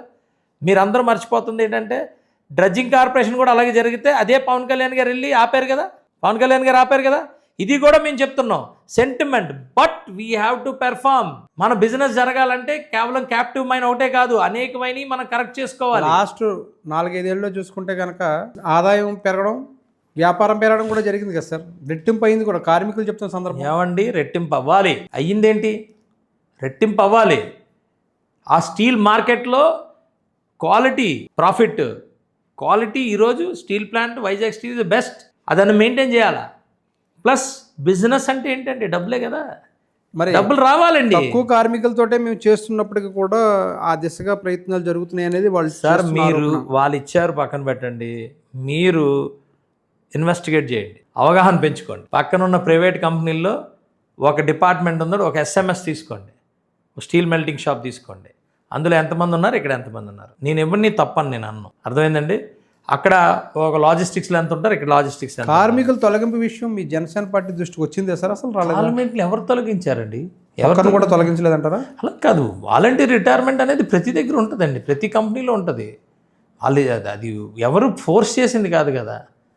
వాలంటీర్ రిటైర్మెంట్ వాళ్ళు అప్లై చేసుకున్నారు, తీసుకుంటున్నారు. కార్మికుల నాయకులు డబ్బులకు అమ్ముడిపోయారండి. మొన్న ఈ మధ్యన భరత్ గారును పల్లా శ్రీనివాస్ గారు. నన్ను కదపకండి, బోల్డ్ మాట్లాడతా. నేను ఒక రెస్పాన్సిబుల్ పర్సన్ని. నేను ఆ రోజు డిబేట్లోనే చెప్పా, చాలా మందికి ఆ రోజు డిబేట్లోనే చెప్పాను, నన్ను కదపకండి, నేను మాట్లాడతా. నేను మాట్లాడానంటే మళ్ళా నాకేం ఇబ్బంది ఏం లేదు. కానీ వాళ్ళు మా అన్నలు తమ్ముళ్ళు, ఎవరు మనస్సాక్షి వాళ్ళకి ఇదవుతుంది. ఆ మనస్సాక్షి మీద ఇలా గుండెల మీద చేసుకుని అందరికీ భరత్ గారు మాటలకి సపోర్ట్ చేస్తున్నట్టే వ్యతిరేకిస్తున్నట్టే? ఏమండి, భరత్ గారి వ్యాఖ్యలు మీరు ఆయన కూడా మొహం మీద మాట్లాడే వ్యక్తే. ఆయనకి మరి ఎంత తెలుసో నాకు తెలియదు, కానీ ఆయన తెలిసిందంతా మొహం మీద మాట్లాడతారు. నేను చిన్నప్పటి నుంచి చూస్తున్నాను. మా ఇంట్లో కూడా ఆర్ కార్డులు ఉన్నాయి, మా పెదనాన్న కొడుకులు కూడా ఆర్ కార్డులు ఉన్నాయి. అక్కడ పోయినాయి, భూములు పోయినాయి ఉన్నాయి. వాళ్ళు కూడా ఈరోజు ఏమి లేకుండా రేపు వస్తుంది ఎల్లుండి వస్తుంది అని ఇక్కడే కూర్చున్నారు. ఆ పెయిన్ మేము కూడా తీసుకునేవి ఉన్నాయి. ఏం జరుగుతుందో ఏంటో తెలుసు. అందులోని మా నాన్నకి ఫ్రెండ్స్ కూడా, క్లాస్మేట్స్ కూడా ఉన్నారు ఇందులో, ఈ అసోసియేషన్ రన్ చేసేవాళ్ళు. ఏమండి అక్కడ ఏం జరుగుతుందో ఏంటవుతుందో నాకైతే అవగాహన ఉంది. ఇక్కడి నుంచి చాలామంది ఉద్యోగాలకు వాలంటీర్ రిటైర్మెంట్ పెట్టి జేఎస్డబ్ల్యూలో పనిచేసిన వాళ్ళు కూడా నాకు బాగా తెలుసు. వైజాగ్ స్టీల్లో చేసిన వాళ్ళే జేఎస్డబ్ల్యూ చేసిన వాళ్ళు కూడా నాకు తెలుసు. ఇవన్నిటి మీద పూర్తి అవగాహన ఉంది. అది ఎవరి మనస్సాక్షి వాళ్ళకి తెలియాలి, ఎవరి మనస్సాక్షికి వాళ్ళకి తెలియాలి. It is not one single persons responsibility, it is everybody's responsibility, అందరి రెస్పాన్సిబిలిటీ. అర్థమైందంటే ఒక్క సెంటిమెంట్ అని ఒకటి అడ్డం పెట్టుకొని, సెంటిమెంట్ ఉండాలి అంటే ఉండాలి అండి, కంపల్సరీ ఉండాలి. అది భారతదేశంలో ఆ రూపాయి, ప్రతి రూపాయి పబ్లిక్ది. ఆ రెస్పాన్సిబిలిటీ మనకు ఉండాలి. సరే, ఇప్పుడు క్యాప్టివ్ మైన్స్ గురించి ఏ విధంగా పోరాటం చేయబోతున్నారు? 100% పోరాటం ఏం లేదండి, మనం ఏ విధంగా సాధించుకోబోతున్నారు? సాధించాలి. అంటే మీరు ఇప్పుడు శాసనకర్తగా ఉన్నారు కాబట్టి సాధించాలండి. ఏ విధంగా కాదు, సాధించాలంతే. ఉన్న అవకాశాలన్నీ వాడుకొని సాధించాలి. ఆశాభావం ఉందా సార్? అన్న అవకాశాలన్నీ వాడుకొని సాధించాలి. అక్కడ సెంట్రల్ గవర్నమెంట్ నిలబడిందంటే ఇక్కడ కూటమి ప్రభుత్వం వల్లే. చంద్రబాబు నాయుడు గారు, పవన్ కళ్యాణ్ ఇచ్చిన మద్దతు సాధించాలి సార్. మరి ఈ లెక్కన అడిగితే వెంటనే సాధించాలి సార్. మరి సాధించాలి అంతే. ఆ ప్రయత్నం ఎక్కడ జరుగుతుందండి. అందరిలాగా వైఎస్ఆర్సీపీ లాగా ఆ రోజు మేయర్ ఎలక్షన్లు వచ్చిందని దానికి వాడుకున్నందుకు వాడుకోం మేము. ఇక్కడ సాధించాలి అంతే, సాధించాలి అంతే. అన్ని అవకాశాలు పెట్టుకుని సాధించంగా. ఈరోజు ప్రభుత్వం సాధించలే? ఈరోజు మనం అనుకున్నవన్నీ సాధించలేదా? సూపర్ 6 సూపర్ హిట్ చేయలేదా? రోడ్లన్నీ బాగుండాలనుకున్నాం, బాగు చేసాం. ఇంకా అవుతానే ఉన్నాయి కొంత పనులు. లా అండ్ ఆర్డర్ అంతా కంట్రోల్ చేసాం. ఒకప్పుడు గంజాయి కేర్ ఆఫ్ అడ్రస్ ఆంధ్రప్రదేశ్. ఈరోజు గంజాయి అంటే కానీ నడుము ఎరగొడేస్తాం. గంజాయి ఉంటే కుక్కుపాదం వేసి తొక్కే, మామూలుగా కాదు. అర్థమైందండి. ఇవన్నీ సాధించినాయే కదా. లా అండ్ ఆర్డర్ ఎక్కడ కూడా. ఇప్పుడు ఇంతకుముందు రౌడీలు మళ్ళీ రాజ్యం వెళ్ళేవాళ్ళు. మీకు తెలుసో లేదో, అనకాపల్లిలోనే రౌడీ షీటర్లు పిక్నిక్లు జరిగేవి 1924 మధ్యలో. ఇప్పుడు రౌడీ షీటర్ అనేవాడు బయటకు కనపడ్డది. తప్పు ఎవడు చేసినా, అది మా పార్టీ చేసినా, ఎవడి పార్టీ చేసినా లా అండ్ ఆర్డర్ అనేది అది సాధించలేదా? ఇవన్నీ సాధిస్తామండి. ఇవన్నీ టార్గెట్స్ మాకు. ఇవన్నీ మా టార్గెట్స్ అండి. సూపర్ హిట్, సూపర్ 6 అయినట్టు. Super 6 super hit. ఇచ్చిన హామీలను పూర్తిగా నెరవేర్చలేదనేది YSR. Super hit, super 6 super hit అంటున్నాం. వైఎస్ఆర్సీపీకి ఏముండదు. అదే చెప్పాను కదా, వాళ్ళు 3 సిలిండర్లు ఒకేసారి ఇచ్చేయాలి. ఎన్ని కోట్ల కనెక్షన్లు ఉన్నాయి, ఎన్ని కోట్ల సిలిండర్లు ఉన్నాయి, ఎన్ని వాడతారు, ఎన్ని వాడరు కూడా తెలియదు వాళ్ళకి. ఇవిడ దగ్గర 3 సిలిండర్లు ఉంటాయా ఇంట్లో? ఉంటే 1 ఎక్స్ట్రా 2. అందుకని సిలిండర్లు 3 సిలిండర్లు ఎలాగిస్తామండి? వాళ్ళు మాట్లాడడానికి, మనం వినడానికి. కానీ ఏమంటాం? కనీసం 1924 మధ్యలో రాజకీయమైనా నేర్చుకున్నారు కదా. ఇప్పుడు నాకు ఒకసారి 2 సార్లు సీట్ రాలేదు, ఒకసారి ఓడిపోయాను, 3 సార్లు అయ్యింది, కానీ రాజకీయం నేర్చుకున్నాను. వీళ్ళు ఓడిపోయినప్పుడు అసెంబ్లీకి రారు, గెలిచినప్పుడు అసెంబ్లీకి రారు, వచ్చినా అన్నీ ఏదేదో ఆశలు వేశారు. మీకు తెలుసు కదా, అసెంబ్లీ పరువే తీస్తారు. అసెంబ్లీ అంటే ఒక దీనిలాగా అయిపోయింది, ఒక డిగ్నిటీ లేకుండా అయిపోయింది. ఇప్పుడు మళ్ళీ అపోజిషన్లో ఉన్నారు, కనీసం ఒకసారి రారు. ప్రతిపక్ష హోదా ఇవ్వాలనేది అది ఆటోమేటిక్, అది ప్రోటోకాల్ అండి. అది ప్రతిపక్ష హోదా అది పెద్దలు రాశారు రాజ్యాంగంలో. మేమెవరు చేయడానికి? ఇంప్లిమెంట్ చేయాల్సిందే. ప్రతిపక్ష హోదా ఎలాగిస్తాం? దేనికి ఇస్తాం? ఆయన ఏమన్నాడు ఒకరోజు, 23 మంది వచ్చారు, అందులో 10 మంది 5 మంది లాగితే నీకు ప్రతిపక్ష హోదా కోల్పోతావు, నీకు ప్రతిపక్ష హోదా తీసేస్తానన్నాడు. భగవంతుడు ఏం చేశాడు? 11 ఇచ్చాడు. ప్రతిపక్ష హోదా ఎలాగొస్తుంది? ఆయన మాటలే కదా. అలా నీకు అర్థం కాదు. ఆయన చెప్పిన ఆయన ఎలాగంటాడండి? మీ ప్రతిపక్ష హోదా ఒక 10 మందిని 8 మంది 10 మందిని తీసేస్తే నీ ప్రతిపక్ష హోదా కోల్పోతావు అన్న వ్యక్తి, దేవుడు భగవంతుడే మొత్తం తీసేశాడు. 11 ఇచ్చాడు. 10 మంది అంటే 11 ఇచ్చాడు. 11 ఇచ్చినప్పుడు ప్రతిపక్ష హోదా కావాలని ఎలాగంటాడండి? నాకు అర్థం కాదు. నువ్వు రా, ఒక నిర్ణయాత్మకంగా ఒక నిర్మాణం జరిగే విధంగా నువ్వు వచ్చి ప్రశ్నించు. నీకు ఆల్రెడీ ఉంటాయి 2 క్వశ్చన్స్, మీ పార్టీ నుంచి 2 నుంచి 3 క్వశ్చన్స్ నీకు ఇస్తారు. ఎవ్రీడే నువ్వు ప్రశ్నించు, టాపిక్స్ పట్టుకో, గట్టిగా నిలబడు, నువ్వు మమ్మల్ని ప్రశ్నించు. నీకు నువ్వు చెప్పింది రైట్ అయితే మేము కూడా నీతో గొంతు కలుపుతాం. ఎమ్మెల్యేల అందరూ నీతో గొంతు కలుపుతాం. వైఎస్ఆర్సీపీ అధినేత జగన్ కావచ్చు, అదేవిధంగా ఆ పార్టీకి సంబంధించిన ఎమ్మెల్యేలు కావచ్చు, అసెంబ్లీకి రాకపోవడం ఏ విధంగా చూస్తారు సార్? ఇన్ జనరల్ మాట్లాడుతున్నారు కదా, అది అధర్మం. గేమే కాదు, అసలు రూలే కాదు. రాజ్యాంగం మనకి ఇచ్చిన ఇది. ప్రజలు నువ్వు ప్రభుత్వం చేస్తావని ఇవ్వలేదు నీకు. నువ్వు ఒక ఎమ్మెల్యేని ఎప్పుడు ఎలా గెలిపిస్తారంటే నువ్వు మాకు రిప్రజెంట్ చేయాలని గెలిపిస్తారు. వాళ్ళందరూ కలిసి ప్రభుత్వాన్ని ఏర్పాటు చేస్తారు. Representation is different from government. Representation అనేది మినిమం రిక్వైర్మెంట్ అండి, అవునా కదా? అది మినిమం బేస్ ఆఫ్ ఒక ఎన్నుకోబడిన వ్యక్తికి అది మినిమం. నువ్వు రిప్రజెంటేషన్ ఇవ్వలేదు ఈ రోజు వరకు. 12-15 నెలలు అయిపోతుంది, 15 నెలలు వచ్చేసింది. 15 నెలలు నువ్వు రిప్రజెంటేషన్ ఇవ్వలేదు. నిన్ను ఎందుకు గెలిపించాలి? ఎందుకు గెలిపించారు? నువ్వు ఎక్కడ రిప్రజెంటేషన్ ఇచ్చావు? ఎక్కడో ప్రెస్లో మాట్లాడితే ప్రెస్ అనేది అథెంటికేటెడ్ కాదు కదా, అసెంబ్లీ అనేది అథెంటికేటెడ్. అసెంబ్లీ కోసమే కదా నేను పెట్టింది. నువ్వు రిప్రజెంట్ చేయాలి కదా, ఎందుకు చేయలేదు? 3 క్వశ్చన్లు 10 రోజులు చేస్తారు, 33 క్వశ్చన్లు వస్తాయి, 30 క్వశ్చన్లు వస్తాయి. 30 క్వశ్చన్లో 11 మంది ఉంటారు. 11 మంది కనీసం నీకు ఒక్కొక్కడికి 3 ప్రశ్నలు వచ్చింది కదా యావరేజ్నా. నువ్వు 3 ప్రశ్నలు నీ కాన్స్టిట్యున్సీ ప్రశ్నలు నువ్వు అడగడానికి నీకు ఛాన్స్ వచ్చింది కదా, నువ్వు ఎందుకు అడగలేదు? అథెంటికేటెడ్ అఫీషియల్గా వెల్లోకి వచ్చి నీకు ఆన్సర్ చేస్తారు కదా, అది కదా బ్యూటీ. ఎందుకు చేయలేకపోయావు నువ్వు బయట ఏం మాట్లాడతావు? నీకు ఆన్సర్ చేస్తుంది కదా గవర్నమెంట్, ఆన్సర్ చేస్తుంది, నీకు ఛాన్స్ ఉంది కదా. అసెంబ్లీకి రాకపోతే అనర్హత వేటు వేయాలనేది కొంతమంది ఎమ్మెల్యే నుంచి అది మనం చెప్పింది కాదండి, మనం చెప్పింది కాదు, అందులో పొందుపరిచింది. ఏదైనా అంతే, నువ్వు రాలేనప్పుడు నువ్వు బేసే మిస్ అయిపోతున్నావు కదా. నువ్వు అసెంబ్లీకి వచ్చి నువ్వు ప్రజల్ని రిప్రజెంట్ చేయాలి. నువ్వు అటెండెన్స్ ఉండాలి. నీది ఎక్కడుంది అటెండెన్స్? వైఎస్ జగన్మోహన్ రెడ్డి గారితో పాటు మిగిలిన వైఎస్ఆర్సీపీ ఎమ్మెల్యేల మీద వేటేసే అవకాశం ఉంటుంది సార్ ఈ నాకు తెలియదు సార్, అది నా సబ్జెక్ట్ కాదు. డెఫినెట్గా యాజ్ పర్ రూల్ ప్రకారం వెళ్ళమనే మేమందరం నేనైతే సపోర్ట్ చేస్తాను. ఇప్పుడు మనకు ఒక సెట్ ఆఫ్ రూల్స్ ఉన్నాయి కదా, రాశారు కదా, రాజ్యాంగం రాశారు, ఇవన్నీ కూడా అసెంబ్లీ ఇవి కూడా రాశారు. రాసినప్పుడు ఎవరో ఏదో అన్నారని వాళ్ళ కోసం మారకూడదండి. నేను కూడా ఎదురు చూస్తున్నా, రావాలన్నా సిస్టమ్ని ఇంప్లిమెంట్ చేయాలని. అంటే ఆయన రావాలన్నా సిస్టమ్ని ఇంప్లిమెంట్ చేయాలని, ఆయన రావాలి అనేది అది వాళ్ళు ప్రజలు ఇచ్చిన మ్యాండేట్తో ఆయన రావాల్సిన బాధ్యత ఆయన మీద ఉంది.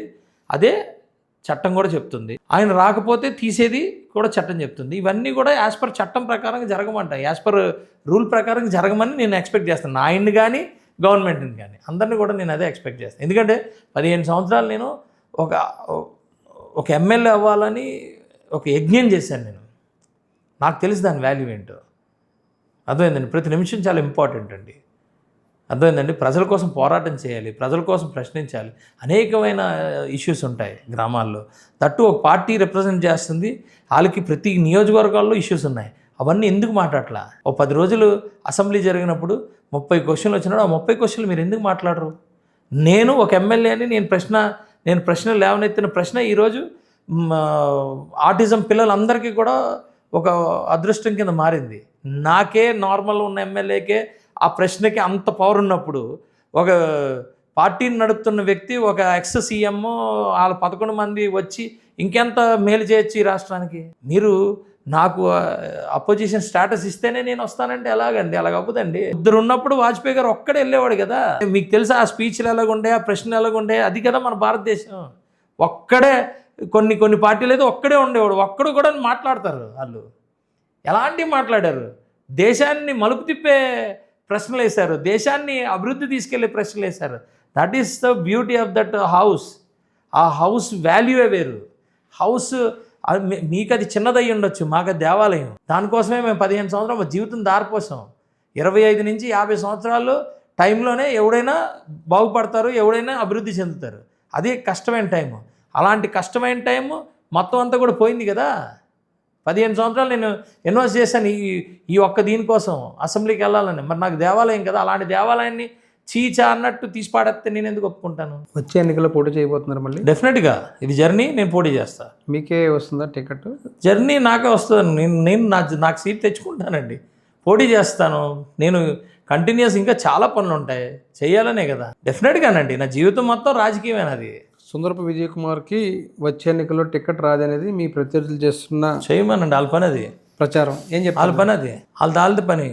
నా పని అదే, వాళ్ళ పని వాళ్ళదే. ఇది గేమ్. అలా సుందరపు విజయ్ కుమార్కే టికెట్ వస్తుంది, సుందరపు విజయ్ కుమార్ గెలుస్తారంటే వాళ్ళ ఎగ్జిస్టింగ్లో ఉంటారా? ఆడినోడు పట్టించుకుంటాడు. ఇంకప్పుడు అవతలోడు వాడు దీంట్లోకి రావాలంటే నాకు రాదు, లేకపోతే నాది ఇంకోటి ఏదో చెప్పాలి కదా. చెప్తేనే కదా వాళ్ళని ఎవడని మాట్లాడితే వాళ్ళని ఎందుకు మాట్లాడతారు? అందరు నా దగ్గరికి వస్తారు. నెక్స్ట్ 4 ఇయర్స్ మీ నియోజకవర్గానికి ఏం చేయబోతున్నారు? 100% నెంబర్ 1 కాన్స్టిట్యున్సీగా తీర్చిదిద్దుతామండి, అందులో డౌటే లేదు. ఇన్ఫ్రాస్ట్రక్చర్ ఎమ్యూనిటీస్ మీద పూర్తి కాన్సన్ట్రేషన్ చేసాం. నా కాన్స్టిట్యున్సీ, నా టార్గెట్ 100% ఈ కాన్స్టిట్యున్సీ డెవలప్మెంట్ ఒక మోడల్ కాన్స్టిట్యున్సీగా తీర్చిదే. ఇది అందరూ చెప్పే మాటే, నేను చేస్తున్నా. Okay sir, thank you. Thank you అండి, thank you very much, thank you for your opportunity. ఇది ఈరోజు మన అతిథి ఎమ్మెల్యే సుందరపు విజయ్ కుమార్ గారికి మనోగతం.